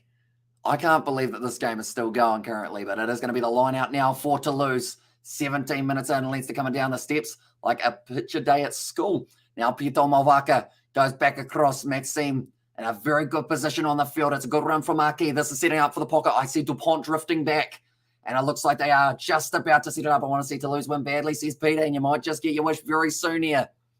I see that there's only one person waiting on the Leinster one, so that's probably Katie, so we're good in that regard. But now it's going to be fired back into the pocket. The drop kick. He struck it. It's missed. Oh. Thomas Ramos now missing the drop kick. Let's do the same thing about Leicester. Well, Leicester made it look cooler in there. We starting once the Munster versus Toulouse game ends. Toulouse game ends. Wide and big scary mess. God, that's missed. Oh, it's a big old landing and it's a penalty now to Munster. Right, they could go for the kick once again here. It's about 55 out, so it will be hard to get over if he gets an arm onto that. Says David the Mod, and also big scary mascot frightens the children. Alice Gench smiles, says Katie Dixon there as well. So currently 1 minute and a half left of extra time between these two sides. This is going to be our longest rugby union live stream where we've just done the commentary and not had a post-match review. And penalty Munster. They aren't going for the kick at the post. And also there's some exciting rugby that's been played in Europe in recent times. It certainly is. And Montoya comes a wall and crushes people. They groan in pain. And also we have got from Stiff in the chat. Welcome in, mate. Hope you are doing well. And also we're going to the pub to watch the next game, but I can't leave this, says Fleshin. And yeah, this game just keeps on going and going. And Ford drops the ball. Everyone laughs at him, says Katie Dixon there. But now, few moments left. 50 seconds of extra time here. And now the crowd are getting well and truly behind Munster. This is a test of endurance, of physicality, of mental toughness for both of these sides. Munster line out. They've been able to retain it right. They are going for their rolling maul. If they can get themselves the advantage here, that would be absolutely massive for them. It's curling away. And they're waiting for it. Is it going to be called? No, it's not. Now Craig Casey goes back across Damien Dialende. At least this time he didn't grubber it. And also Gary Ringrose calls Alice Gench a clown. They chase him. And then now going around the side. Munster 22 metres out. Craig Casey. They've got a man back in the pocket. They're going to wait for a couple more seconds to make sure it's the final play of the game. Now Craig Casey back into the pocket. Rush defence on Haley. He strikes it. He's got that one a lot better. It's missed. Oh, it's missed again. And it's going place kicking competition, ladies and gentlemen. You can't write this stuff. Johnny Sexton falls down. Owen is shocked. Says Katie. This game is going past extra time to a place kicking competition. My brain hurts. How has this happened? I thought this was going to give me so much time before the Leinster versus Leicester game, and we're still waiting. How is this possible? Munster versus Toulouse is going to extra time. I just updated the people with that one, and also someone clipped their reaction from Harris, says Carl. And also should be going to Southern Deaf next. And 10 minutes now, they're going place kicking now. And my nerves brew. And 3 drop goal attempts, they said, says no, mum. It was indeed 2 missed by Munster. Slightly goes away to the right hand side. Penalties, this is shocking, says Sebastian there. And penalty shootout, let's go, says Carl. So who would you back? For me, I would back Toulouse to be able to win this one in the penalty shootout. And at 3:30, it was a penalty for Toulouse. I thank you, Mr. Pierce. Says it was French flair. Now it is going to be available. Or at 15:30, sorry. On that one. But now it is a goal-kicking contest between these two sides. I have to say that Toulouse will have the advantage because their kicking throughout this match has been very impressive, whereas Munster have missed a couple. So that is something to look at for the later stages. But ladies and gentlemen, if you are new, be sure to leave a like and subscribe to the channel. 3-0 to Leinster currently, says Katie Dixon, because we have been treated to a game and a half here. How many goal kicks did they get each? I think it's sudden death. So it's...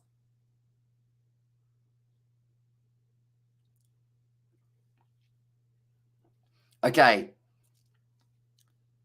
So by the sounds of it, you kick the first three kicks, and then from there, it does go to the next 3, then the next 3, and then they go to sudden death. So we've got 3 kicks for both sides here. I don't know how this works. Says Richard, I'm going to draw a diagram.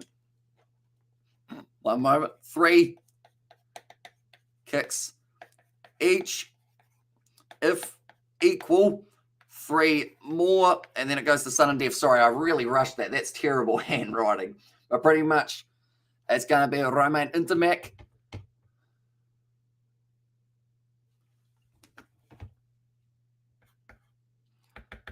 $15 in from the right, 15 in from the left, but the very first one is going to be directly straight out in front, so you've got to be strategic. Who do you give yours to? 15 metres straight out in front. Do you give it to a prop just in case? What do you do? That's what these two sides have got to try and decide. I have never seen this happen in a game of rugby that I've done a live stream for or even watched in my existence. And we get to see it now. And the coach think, I know a diagram suggestion as well.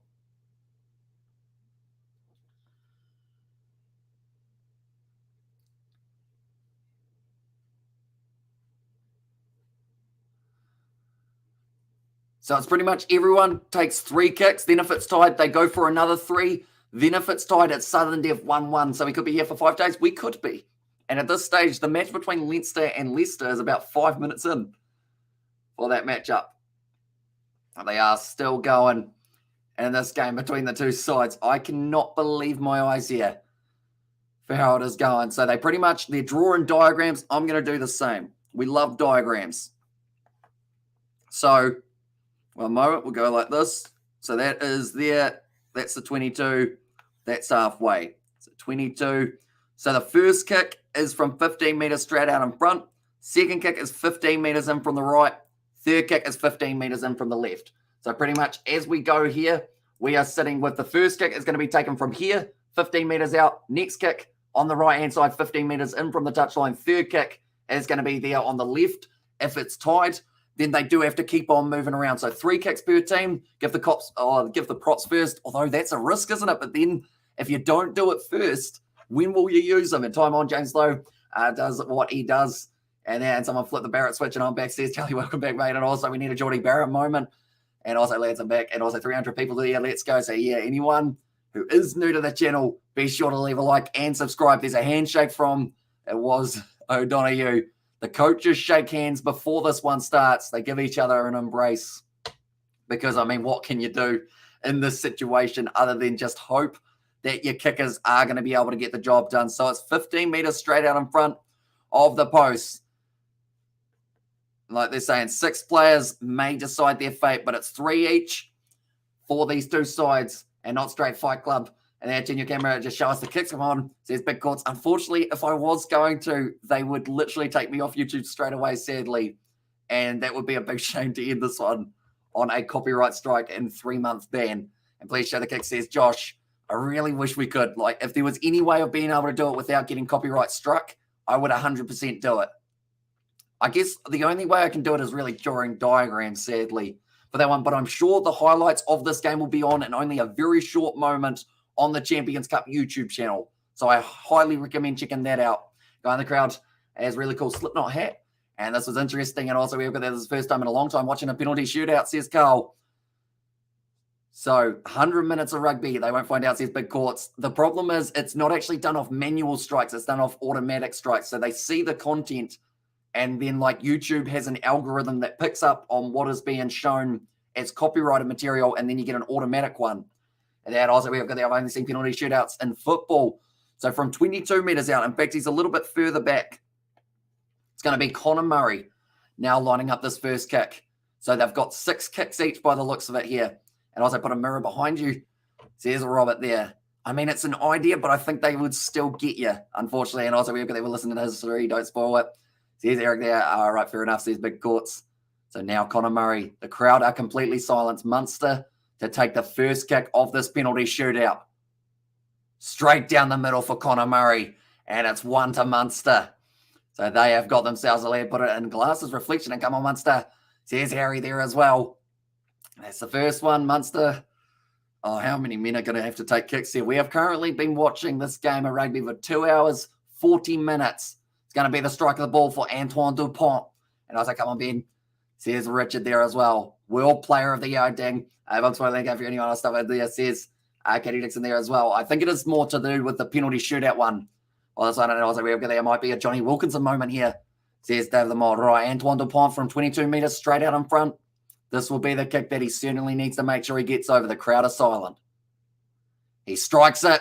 He gets it. 1-1 between these two sides. Now, this is for a spot in the semi-final take on Leinster or Leicester. That game is currently taking place 3-0 to Leinster, ladies and gentlemen. As I currently sit, who's winning, says Gavin. It is 1-1 in the penalty shootout as we currently sit. I'm wondering whether or not does the scoreboard update us. No, it just says penalties. Okay, so it's 1-1. I've never seen this in rugby before. This is nuts. Now it's 15 metres in from the touchline. And it's got to be on the cross. Got to be directly on the cross on the right-hand side. So now it will be the replacement, Ben Healy. 400 people watching. People are tuning in because no one's seen anything like this, says Sebastian there. And yeah, this is definitely a history-making moment for myself. I've never seen this before. Come on, Munster, let's win this, says Carol there. And what channel on, says Gavin. It is on Sky Sport 1 here in New Zealand, but it will be on the Champions Cup YouTube channel as soon as this game is over. They will have the highlights up. So be sure to check that one out. But Leicester versus Leinster will be on this channel, Sky Sport 1 here in New Zealand, once this game is over. The crowd goes silent. Ben Healy now, the next man to step up to the kicking tee. He's missed. It's gone away to the left. And now it means that it is still 1-1 between these two sides. Advantage to Toulouse. I think Ben Healy said straight away he was not happy with the foot placement of that cross. I think there might have been a scrum earlier on, he is saying, and it just wasn't an ideal place to be kicking the ball. But now, I guess the good news is Toulouse have to do the exact same kick from that same spot. And I believe that is Thomas Ramos now, who is about to line this one up. Josh Scrum has said no way there. And Miss says fantastic charisma there as well. Now, Thomas Ramos, this man really misses. He strikes. He gets it over. Toulouse have the advantage of 2-1. And now we wait once again for the kicking opportunity for Munster. If they miss this one, I believe Toulouse go through to the semi-final, but I could be wrong. It might actually be 6 kicks in a row that both sides have to do. Now the next kick, and it all has to be different kickers as well. So we could see some props, some locks, some loose forwards, anyone stepping up to the plate to try and take this kick. I hope everyone's been practicing their goal kicking. And now Joey Carberry lining up this kick. So Healy missed. Murray got his. Now Healy has got another opportunity. He's got it over. And Carberry gets his. We'll add that to the list. So Dupont also got his for France. Ramos got his for France. No one has missed for France as of yet, and they still have Roman Intermac. Munster to miss again, says fantastic charisma, and also we've got their 6-all. Says Richard there, and also could be like anyone who's ever taken a kick, and now it's even time. There's Sebastian. So now Romain Intermac. This time. Now we are already about 10 minutes into that game between Leinster and Leicester. Ladies and gentlemen, it is 3-0 currently as it sits. I do recommend everyone come over, have a chat on that next one when it does take place. And now, once again, another kick. Roman Intermac. He's been kicking beautifully all day. Hasn't missed one, I don't think, or maybe only missed one drop kick. But now Intermac does strike it straight down the middle. The hands go up for Toulouse. And that will now, Intermac has been able to make it now 3-2 in favour of France. And that's a terrible way to end the game, no matter what sport it is. I get that it's necessary, but it's such a bummer. And there says Katie Dixon. And both sides were just so evenly matched. Now it is 40 metres out, straight out in front. And this looks like it is actually Conor Murray again. So they are allowed to use those same kickers after the first 3, who one says, okay, they are still going with the golden point extra time. Or sorry, actually, the extra time is over. They are going penalty shootout currently 3-2 up to lose. Conor Murray, he needs to get this one, try and keep that hope alive, and also 9-second round. And there says Richard, and also come on, Munster, please. Says Harry, but the crowd, I mean, they've got their money's worth, and Toulouse, not France. And there says James, sorry about that. I know they've got a lot of French internationals, so I think that's why it rolled off the tongue. Murray's missed out to the side for Conor Murray. So he got one, but he's missed one now. And Munster sit 4-2 or 3-2 down currently. And 40-metre kicks, good luck, lads. And there as well. Luckily, it is still allowed to be their kickers, but now straight out in front. If they get this kick over and Munster miss another one, Toulouse will go through to the semi-finals, and they will be taking on the winner of Leinster or Leicester.